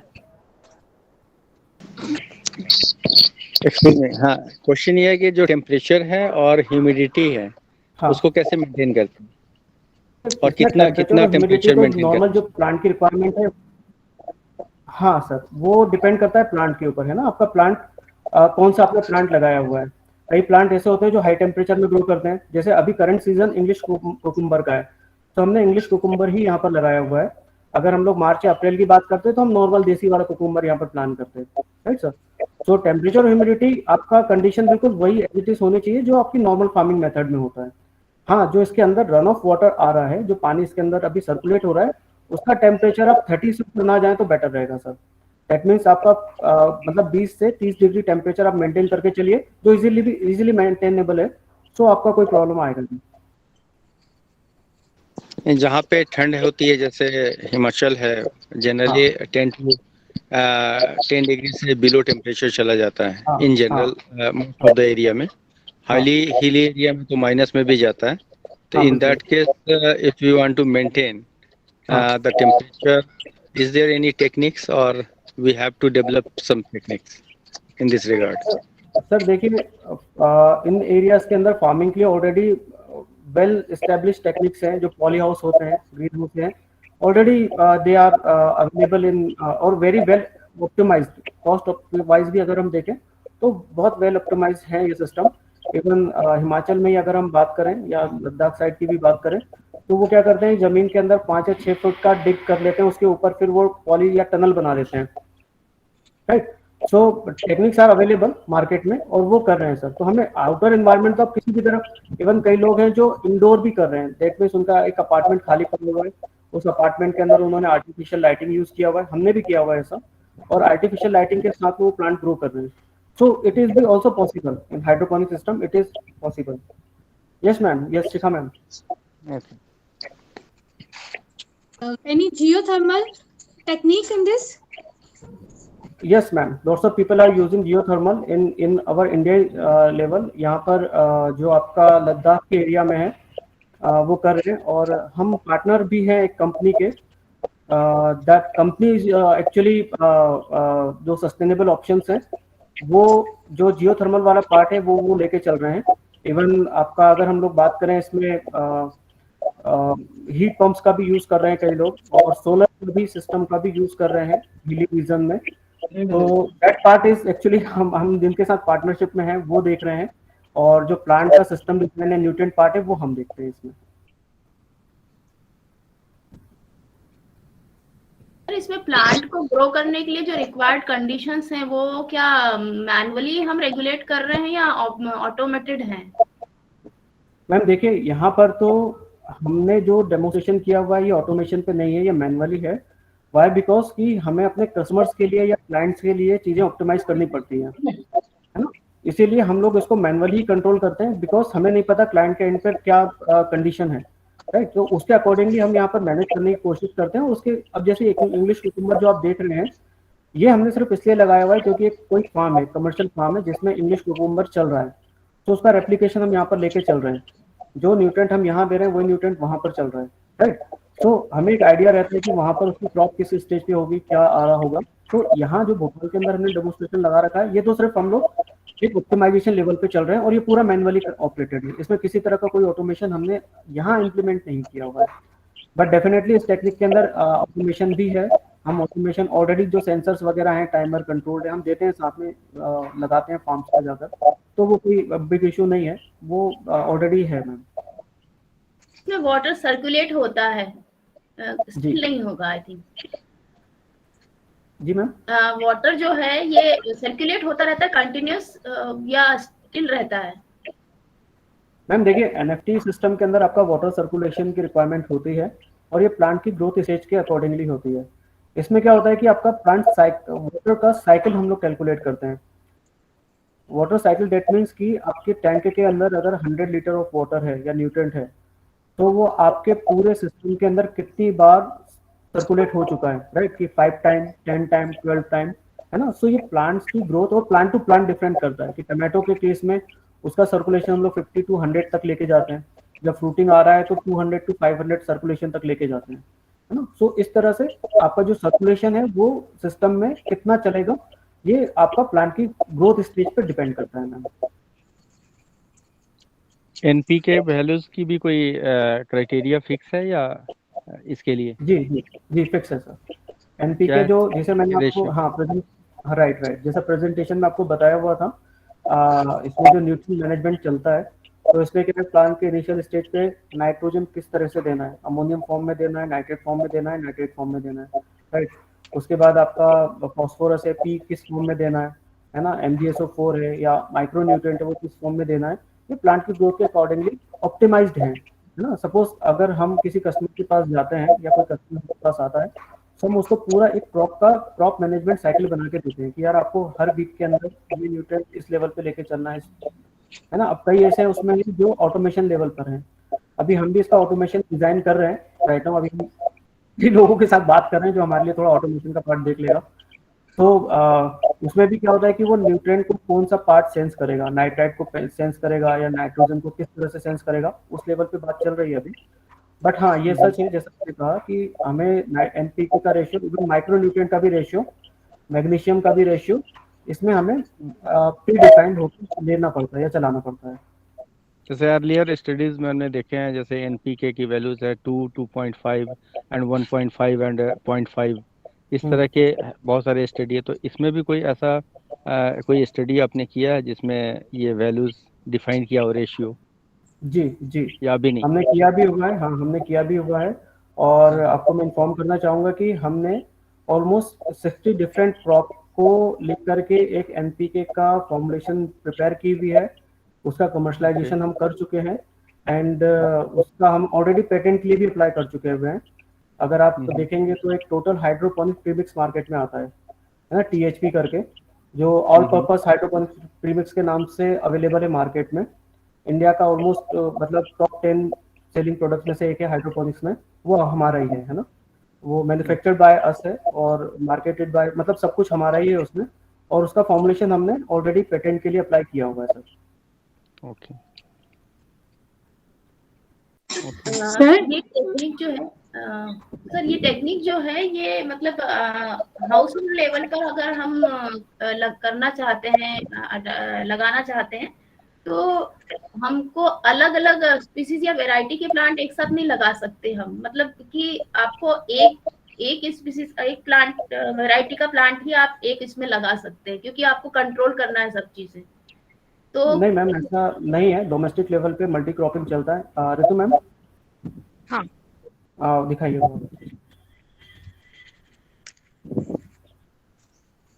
ये सिस्टम आप देख पा रहे हैं, हार्डली 30 प्लांट का सिस्टम है एंड 4x3 के एरिया में बना हुआ है। ये डोमेस्टिक सिस्टम है ये वाला, ये ना, इसमें डोमेस्टिक मल्टी क्रॉपिंग चल रही है, आप देखेंगे इसमें। सर इसकी ये कॉस्टिंग और चाइनीज हमको क्या क्या ट्रेनिंग चाहिए रहेगी इसको मेंटेन करने के लिए, या और मैम आपसे सॉरी, क्या क्या कॉस्टिंग मटेरियल हम परचेज करेंगे? मैम कॉस्टिंग और सेलिंग परचेस वाला यहाँ अभी नहीं चल रहा है अभी। इसके लिए शायद सर, इसके लिए शायद आपके प्रीमाइसेस में एक workshop I think will plan. हाँ, इनिशियली चारू मैम के साथ में यही डिस्कशन हुआ था कि हम एक फिजिकली ट्रेनिंग देंगे यहाँ पर, but ma'am because right now this session is not good for commercial discussion, हम बस इंफॉर्मेशन शेयर कर रहे हैं, आप इंफॉर्मेशन जो चाहें वो ले लीजिए। ठीक है मैम। सो ये आप जो सिस्टम देख रहे हैं ये डोमेस्टिक सिस्टम है एक्चुअली। यहाँ पर हमने तो इसका सिर्फ न्यूट्रिएंट का डिफरेंट न्यूट्रिएंट साइकिल चलाने के लिए हमने इसको यहाँ पर रखा हुआ है। आप देखेंगे यहाँ पर डिफरेंट तरह की क्रॉप लग रही है एक ही सिस्टम के अंदर। जी मैम, जी दिखाइए। ये चाइनीज सर, कैबेज का न्यूट्रिएंट- प्लांट है। ये देखिए आप, इसकी रूट्स कितनी अच्छी आ रही है इसके अंदर, और इसी में हमने ये मिंट भी लगाया हुआ है।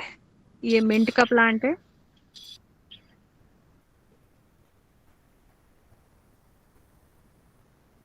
और इसके साथ ही हम लोगों ने यहाँ पे ये सिलेरी लग रहा है, आप ऊपर देखिए, ये सिलेरी का प्लांट है। ये सिलेरी लगाया हुआ है। इस तरह से हम लोगों ने इसमें 3-4 डिफरेंट तरह की क्रॉप्स ट्राई की हुई हैं। और ये सब एक ही न्यूट्रिएंट पे चल रहा है, एक ही ऑप्टिमाइज कंडीशन पे चल रहा है, इसमें कोई डिफरेंट अलग अलग नहीं चला रहे हैं हम लोग। एंड वो फ्लैट बेड भी आप दिखा दे तो उसमें और शायद क्लियरिटी आ जाएगी मल्टी क्रॉपिंग की। हाँ, ये फ्लैट बेड सिस्टम है, सिंगल लेयर सिस्टम है फ्लैट बेड। इसमें ये चेरी टमाटो लगा हुआ है, ये चेरी टमाटो की क्रॉप है। और इसके साथ ही हम लोगों ने ये ग्रीन चिली लगाया हुआ है, ये दिख रहा होगा आपको, ग्रीन चिली। और ग्रीन चिली के साथ हम लोगों ने इसमें ब्रोकली भी लगाया हुआ है, ये ब्रोकली का प्लांट है। और इसके साथ ही हम लोगों ने रेड कैबेज भी लगाया हुआ है, ये रेड कैबेज है। तो इस एक सिस्टम में हमने 4 तरह की डिफरेंट क्रॉप्स लगाई हुई हैं। जी, अब मैम मैं यहाँ पर एक एड ऑन ये करना चाहूँगा, है ना। आप ये सिस्टम देखिए, जो हम हमारा काम करने का लेवल में आप जज करने की कोशिश कीजिएगा। ये 4 डिफरेंट क्रॉप चल रही हैं, 4 डिफरेंट क्रॉप अलग अलग जेनरा की है, दैट मीन्स एक अलग अलग फैमिली की क्रॉप्स हैं ये चारों का ग्रोथ स्टेज अलग अलग है, राइट। आप चिली देखेंगे उसका ग्रोथ स्टेज अलग है, ब्रोकली का, और उसके बाद आपका इन सब का ग्रोथ स्टेज अलग अलग है, टमाटो का ग्रोथ स्टेज अलग है। टमाटो राइट नाउ भी फ्लावरिंग स्टेज पर आ चुका है, बाकी लोगों की वेजिटेशन ग्रोथ चल रही है, नहीं। सो आप ऑप्टिमाइजेशन आप देखिए कि आगे आने वाले समय के अंदर ये चीजें और कितनी इम्प्लीमेंट होने वाली है। ये देखिए यहाँ पर टमाटो के अंदर आपका फ्लावरिंग आ रही है, राइट। तो एक ही सिस्टम के अंदर, एक ही न्यूट्रिएंट टैंक के अंदर, एक ही न्यूट्रिएंट पार्ट में, जो आजकल आप देखेंगे ऑनलाइन आपको बताया जाएगा कि एनपीके का रेशियो ये रखो, वो रखो, ऐसा करो। बहुत सारे लोग हैं जो कई तरह की रूमर्स या इंफॉर्मेशन फैला रहे हैं, एक्चुअल में वो सच है नहीं। अगर आप देखेंगे, आप प्रैक्टिकली करेंगे तब आपको समझ में आएगा। इसीलिए हम लोग ज्यादा लोगों को इतना बताने की कोशिश नहीं करते हैं, क्योंकि ऑलरेडी उनका माइंड फिल होता है इंफॉर्मेशन से। बट यहाँ पर आप अपने सामने प्रैक्टिकली देखिए, एक ही एनपीके का सॉल्यूशन है, एक ही एनपीके का रेशियो यहाँ पर लेके चल रहे हैं, माइक्रो न्यूट्रिएंट का भी एक ही फॉर्मुलेशन है, और 4 डिफरेंट क्रॉप डिफरेंट स्टेजेस पर ऑप्टिमाइज कंडीशन पे चल रही है। मैम आप प्लीज इनका थोड़ा रूटिंग भी दिखा दीजिए इनको, है ना।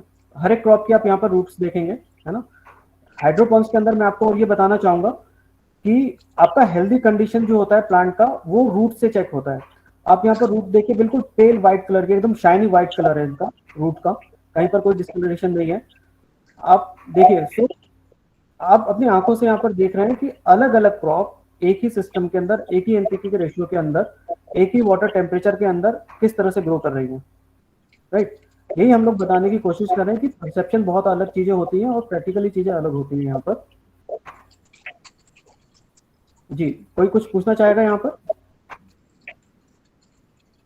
सर ये आपने इंस्टॉलेशन जो इससे पहले भी दिखाया लेयर्ड वाला, हाँ। तो इसका अगर कोई घर में पूरा कंप्लीट यही साइज का इंस्टॉलेशन करना चाहता है तो कितना एक्सपेंडिचर आएगा, उसको इनिशियल कॉस्ट कितनी आएगी और मेंटेनेंस वाइज क्या रहेगा? मैम देखिए, इसका कॉस्ट ऑप्टिमाइज्ड है और इस फोरम में आई थिंक वो सही समय नहीं होगा, है ना। लेकिन हाँ, मैं आपको बताना चाहूंगा कि आपने जो भी कॉस्ट एनएफटी के अंदर डाली है, वो आपका 3rd to 4th साइकिल के अंदर आपकी रिकवर हो जाती है। यहाँ पर हमारा जो आरओआई हम लोग देते हैं, ऑलमोस्ट 33% की आरओआई है। आपका 3rd to 4th साइकिल के अंदर आपका इन्वेस्टमेंट रिकवर हो जाता है, अगर आप ठीक क्रॉप लेके चलेंगे तो। एंड सेकंड, कमर्शियली इसमें मैं ये आपको बताना चाहूंगा कि इसमें जो ऑपरेशनल कॉस्ट है, दैट मीन्स कि आपको प्लांट को रन करने का इलेक्ट्रिसिटी कॉस्ट है, न्यूट्रिएंट का कॉस्ट है, ये आप 5 से 6 रुपए तक का आता है। अगर हम ये टमाटो की बात करें तो वो 10 से 12 रुपए तक में जाएगा, राइट। तो इसका ऑपरेशनल वाइज बहुत सस्ता पड़ता है ये हाइड्रोपोनिक सिस्टम। और कई लोग हैं भोपाल के अंदर आप जो डोमेस्टिक यूज कर रहे हैं, हमारे ही बहुत सारे कस्टमर्स हो चुके हैं, तो जो छोटे छोटे लेवल पे कर रहे हैं। और बाकी कमर्शियल्स जो रहेंगे वो मैं आपको अलग से सेपरेटली आपको प्रोवाइड कर दूंगा।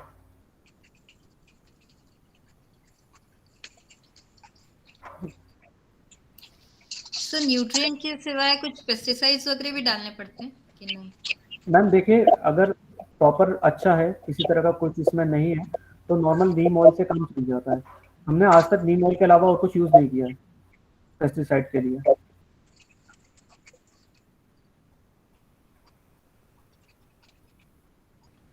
न्यूट्रिएंट साइकिल कितने दिनों में रिपीट करना? 15 दिन, 10 दिन? नहीं मैम, न्यूट्रिएंट का क्या है ना, न्यूट्रिएंट का आपका ऋतु मैम थोड़ा वो, नहीं मैं आपको बताता हूँ न्यूट्रिएंट का क्या करना होता है। आपको उसमें से टीडीएस लेवल मेंटेन करना होता है ना। आपने न्यूट्रिएंट कितना डाला हुआ है वाटर के साथ में, उसका टीडीएस कितना चल रहा है ना। एक सर्टेन लेवल ऑफ टीडीएस होता है कि सपोज आपको अलग अलग प्लांट के लिए 500, 700, 800 टीडीएस लेके चलना होता है वाटर का। तो न्यूट्रिएंट ऐड ऑन करने के बाद में वो 1000, 1500 टीडीएस तक जाता है। तो आप वो टीडीएस मेंटेन करके जो न्यूट्रिएंट है उसका टॉप अप कर सकते हैं आप इसमें।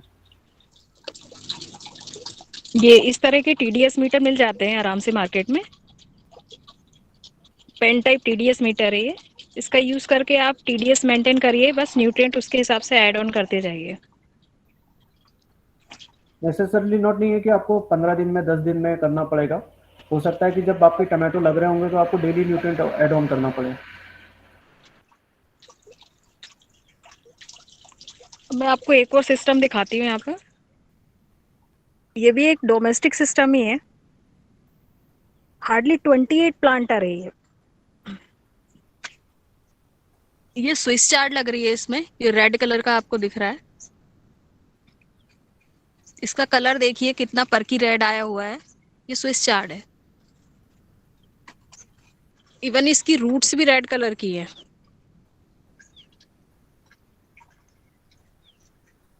ये स्विस चार्ट है।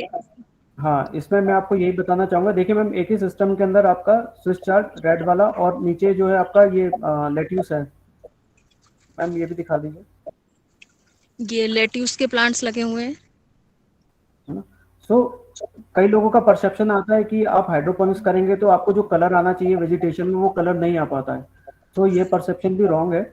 आप जितना अच्छा कलर निकाल सकते हैं वो आप निकाल सकते हैं ना। अगर आप में से कई लोग हैं जो इस चीज को समझेंगे कि जो प्लांट का कलर है ये उसका फाइटोकेमिकल के ऊपर डिपेंड करता है, तो हाइड्रोपोनिक्स के अंदर आप फाइटोकेमिकल्स को इंड्यूस कर सकते हैं।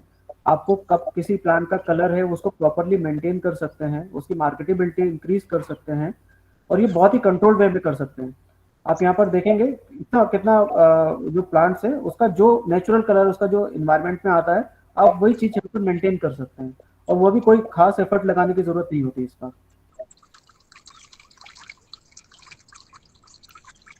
सर हाइड्रोपोनिक के लिए माइक्रोबायोलॉजी का नॉलेज होना जरूरी है। मैम, आपको प्लांट लगाने का नॉलेज होना जरूरी है। आपको बस प्लांट लगाना आना चाहिए, फिर वो सब कुछ ऑटोमेटिकली हो जाता है।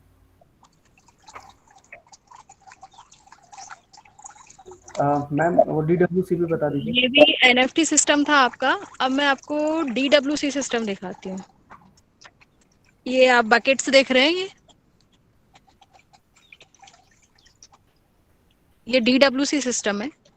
ये इसमें टमेटोज लगे हुए हैं नीचे वाले फ्लोर में, और ऊपर आप देखेंगे तो ये आपका स्ट्रॉबेरीज लग रही हैं। ये देखिए इसमें आपका फ्रूटिंग फ्लावरिंग सब चल रही हैं। स्ट्रॉबेरी ये फ्लावर आ रहा है, इसमें ये फ्रूट्स आ रहा है, ये आपके इसके स्ट्रॉबेरी के फ्रूट्स आ रहे हैं इसमें। ये स्ट्रॉबेरी आपकी यहाँ पे रन कर रही है।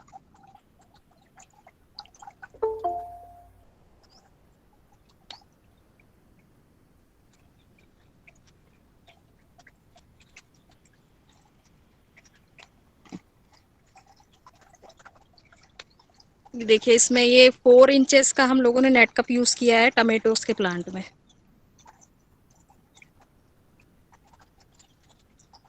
जो हाई डेंसिटी वाले रूट्स वाले प्लांट्स होते हैं बेसिकली हम वो लगाते हैं इसमें।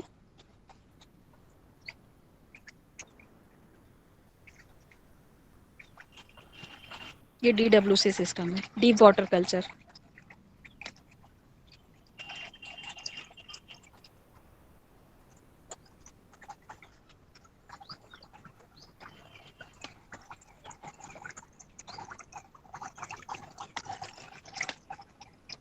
इसके बाद ये एनएफटी सिस्टम आप देख चुके हैं 30 प्लांटर, और ये आपका रहा वर्टिकल टावर।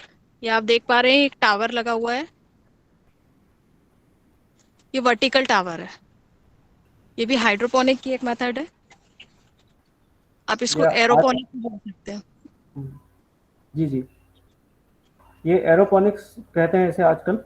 इसके अंदर वाटर का फ्लो नहीं बना रहता है, वाटर इसमें स्प्रे के फॉर्म में जाता है। सो ये जो टावर है इसके अंदर स्प्रेयर्स लगे हुए हैं, जेट स्प्रेयर कहते हैं जिन्हें, जेट स्प्रेयर्स होते हैं। वो क्या करते हैं कि टाइमली ऑपरेशन करते हैं, टाइमली मैनर पे ऑपरेट करके इसको स्प्रे मारते रहते हैं इस पर, और आपका जो इसमें प्लांट है वो ग्रो करता है इस पर।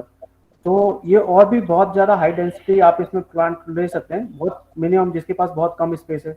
अब आप में से कई लोग हैं जो शायद इंटीरियर्स में भी देख रहे हैं या आर्किटेक्ट कर रहे हैं, तो उनके लिए आप अगर देखना चाहें तो ये बहुत अच्छा सिस्टम है। अगर आपके माइंड में कुछ और इसके नए आइडियाज आ रहे हैं तो इस तरह से इम्प्लीमेंट करने के लिए ये इंडोर ज़्यादातर बहुत अच्छे चल जाते हैं, और बहुत ही कम इसमें वाटर की ज़रूरत पड़ती है। इस पूरे टावर को चलाने के लिए hardly 5 to 10 litre of water की हमें ज़रूरत पड़ती है, और बहुत प्रिसाइज मैनर पे इसका कल्टीवेशन भी आता है यहाँ पर। ये ऑलमोस्ट 7 फीट का है ये हमारा जो है टावर, और करीब 55-60 से ज़्यादा इसके अंदर प्लांटेशन चल रहे हैं।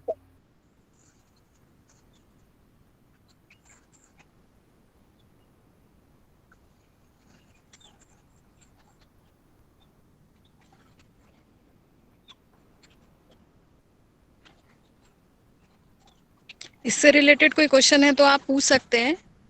इसमें आपने सॉइल यूज किया है या सॉइल लेस है ये?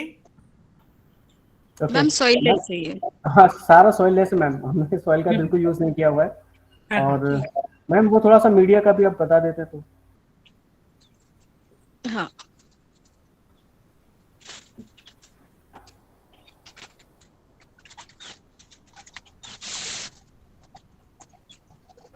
ये आप देख रहे हैं ये क्ले बॉल्स, ये हाइड्रोपोनिक के डिफरेंट टाइप्स के मीडिया होते हैं। ये क्ले बॉल्स हैं आपके। बेसिकली प्लांट सपोर्ट के लिए हम इस नेट कप में कुछ ना कुछ हमें मीडिया फिल करना होता है। ये आपके क्ले बॉल हो गए। ये आप देख रहे हैं ये ओएसिस क्यूब्स हैं। इसमें आप सीड जर्मिनेशन कर सकते हैं और डायरेक्टली प्लांट्स आप इसी में ग्रो कर सकते हैं। इसके अलावा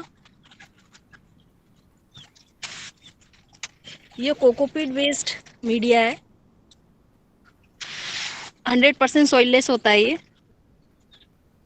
आप इसको भी यूज कर सकते हैं। अभी मार्केट में कई लोग हैं जो बहुत सारे अलग मीडिया का यूज करते हैं, बट अभी हमने जो ऑप्टिमाइज करके रखा है कमर्शियल पर्पस के लिए, अगर हम बात करें तो चीपेस्ट और बेस्ट जो आता है वो अपना स्क्वायर पिट वाला ही आता है। उसके अंदर ग्रोथ भी बहुत अच्छी आती है आपके प्लांट्स की। तो अगर कोई हमसे रिकमेंडेशन लेता है तो हम ऑलवेज 90% केस में हम ये आपका कोकोपीट बेस्ड मीडिया ही हम लोग सजेस्ट करते हैं।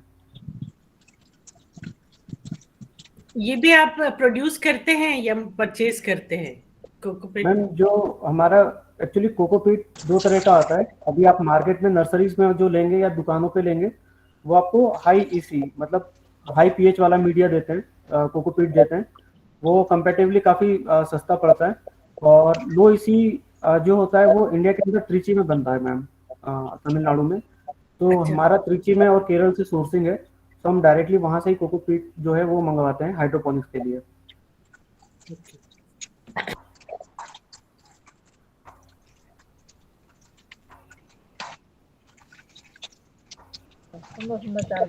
इस कोकोनट जो पिट हम यूज कर रहे हैं उसकी जगह पे राइस हस्क और अदर इस तरह की चीजें यूज कर सकते हैं क्या? सर हमने एक प्रोजेक्ट चलाया था जिसमें हमने जो बैम्बू डस्ट का यूज किया हुआ था, राइस का हमने एक बार यूज किया हुआ था इसके लिए मटर के लिए, आपका जो पीनट्स होता है उसके लिए किया था।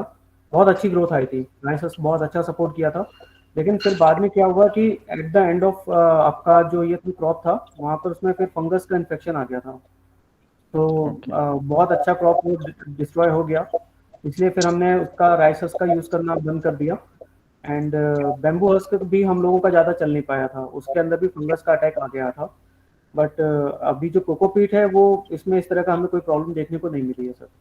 यहाँ लोकल एक पाइन नीडल्स है, अगर पाइन नीडल्स को यूज करके देखे एक उसका क्या होता है कि पीएच काफी हाई हो जाता है। सर पाइन नीडल का ऑयल कंटेंट बहुत हाई होता है सर। हाँ। और उसमें क्या है ना कि आप अगर वाटर के अंदर डालेंगे तो बहुत जल्दी उसके अंदर से बहुत बहुत पंजेंट स्मेल आनी शुरू हो जाती है। हाँ, एक स्मेल और कलर आना शुरू होता है। हाँ, कलर वो उसमें डिकलरेशन आ जाता है। सो वो तो अभी हमने ट्राई नहीं किया क्योंकि हाँ अवेलेबिलिटी नहीं है, बट पाइन नीडल के साथ मैंने काम किया हुआ है।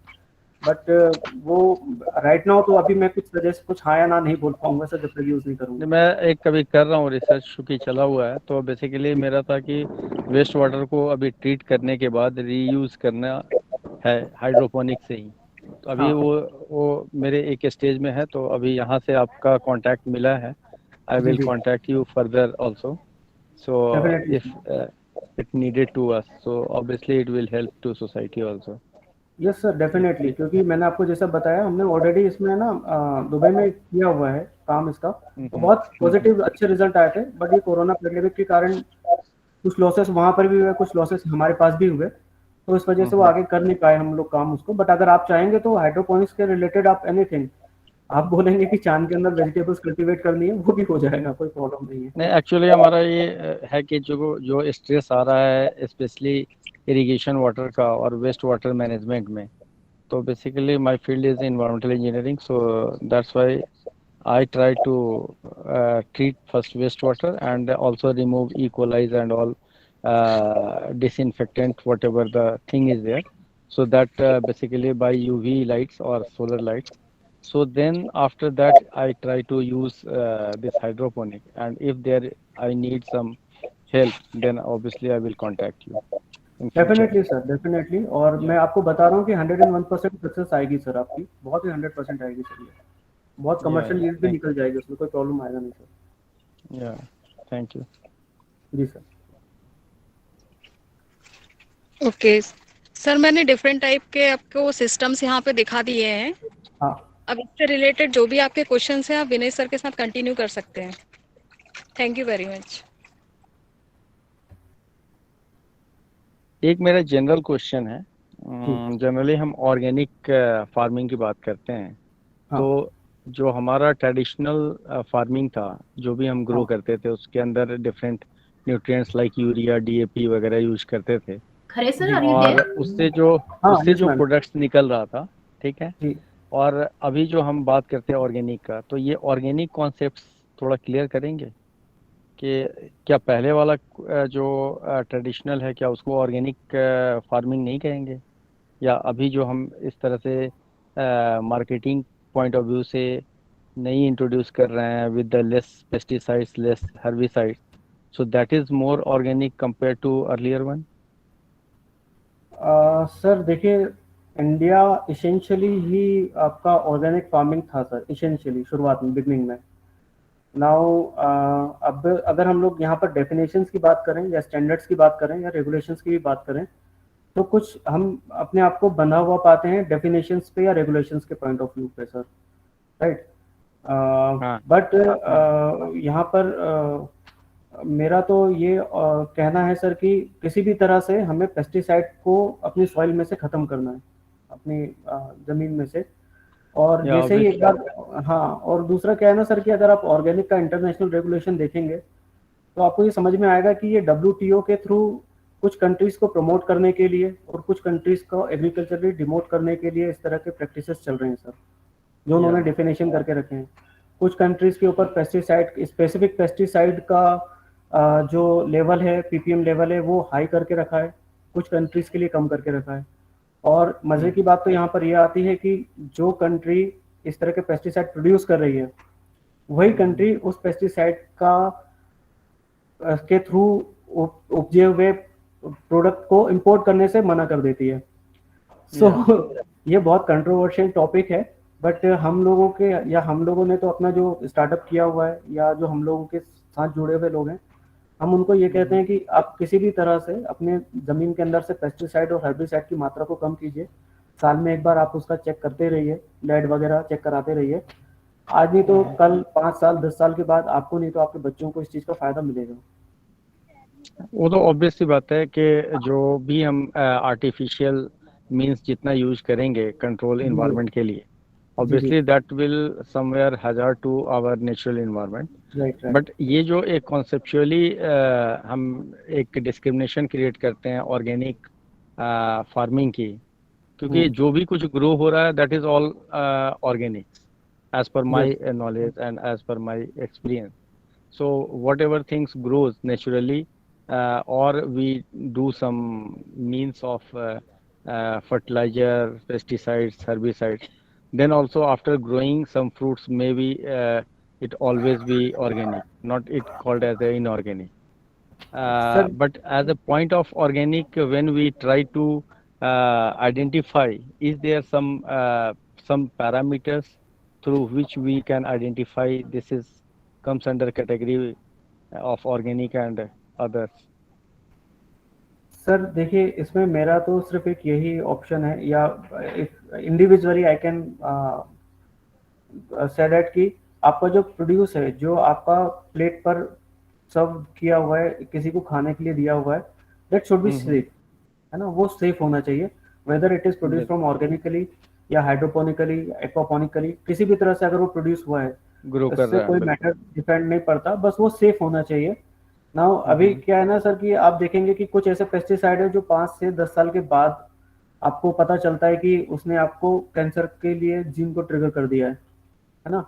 अभी झारखंड के ही अगर आप देखेंगे, जादूगोड़ा का जो एरिया है, अभी झारखंड के अंदर हमने एक प्रोजेक्ट किया है एक्वापोनिक्स का, है ना, काफी अच्छी वो थे। तो जादूगोड़ा में ही मैं वहां पर पर्सनली रहा था, करीब 1.5-2 महीने के लिए हमने वहां पर एक्वापोनिक्स का सेटअप किया हुआ था। हमने कहा यार कि झारखंड जैसा इतना अच्छा स्टेट है, आपका सब कुछ ऑर्गेनिक है, आप यहाँ क्यों कर रहे हैं इसको, एक्वापोनिक्स को क्यों कर रहे हो। वहां मुझे जवाब नहीं मिला, लेकिन अब मुझे पता चल रहा है कि वहां पर वो यूरेनियम का इतना ज्यादा माइनिंग हो रहा है कि रेडिएशन हो रहा है, लोगों में प्रॉब्लम आ रहा है काफी ज्यादा। तो अब मुझे समझ में आया कि क्लाइंट क्यों कितना 3-4 गुना पैसे खर्च करके ये हाइड्रोपोनिक्स और एक्वापोनिक्स को प्रमोट कर रहा है वहां पर, राइट। सो ये चीजें हैं जो अब धीरे धीरे करके ओपन होती हैं, और आप इससे भाग नहीं सकते हो, you have to face this things. Thank you. जी सर, जी सर। मैम इसमें मैं आपको थोड़ा सा और सॉरी बोलना चाहूँगा क्योंकि बीच में थोड़ा मेरा नेटवर्क का इशू आ गया था, इसलिए मैं प्रेजेंटेशन पूरी नहीं दे पाया, बट आफ्टर ऑल जितना हमें टाइम अलॉट था शायद वो टाइम हम लोगों ने उससे 10 मिनट ज़्यादा ही ले लिया। तो क्वेश्चंस आपको शेयर करेंगे हम लोग, तो उसमें आप बाकी एक्वापोनिक्स से रिलेटेड डिटेल्स है वो आपको मिल जाएगी यहाँ पर। और अगर आप में से किसी को भी किसी भी तरह का कुछ भी इंफॉर्मेशन चाहिए तो डेफिनेटली आप चारू मैम के थ्रू आ सकते हैं। आपको पर्सनली आना है, पर्सनली भी आप मोस्ट वेलकम है। और भी अगर आपको हम लोगों के से किसी तरह से भी जुड़ना है तो आपको कुछ नहीं करने की ज़रूरत है। आप जस्ट गूगल पर जाइए और गूगल पर जाकर आप VR इंटरनेशनल भोपाल सर्च करेंगे तो आप हम तक पहुंच जाएंगे, इसमें कोई प्रॉब्लम नहीं आएगी आपको। एंड मैं लिटरली बहुत एक्सट्रीमली सॉरी हूँ कि प्रेजेंटेशन के कुछ और इम्पोर्टेंट पॉइंट थे जो समय की कमी के कारण आपको नहीं बता पा रहा हूँ, बट ठीक है, आप कभी भी आप यू आर मोस्ट वेलकम, कभी भी आप आकर के इंफॉर्मेशन हमसे ले सकते हैं। या थैंक्स अ लॉट सर, बहुत ही ज्यादा इंफॉर्मेटिव था आपका सेशन, और बहुत सारा मतलब सिर्फ हम वर्ड्स तो जानते थे एक्वापोनिक्स एंड हाइड्रोपोनिक्स और शायद थोड़ा बहुत अंदाजा था, लेकिन इतना डिटेल में जो आपने बताया है डिफरेंट सिस्टम्स को, वो जानकारी नहीं थी हमें, और किस तरह से मेंटेन करना है वो सब चीजें। नेचुरली अब मतलब हम सोच पाएंगे कि हम अगर यहाँ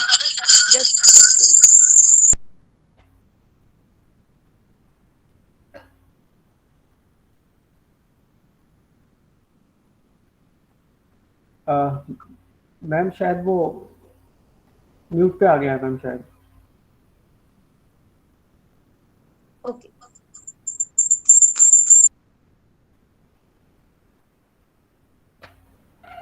अभी ठीक है।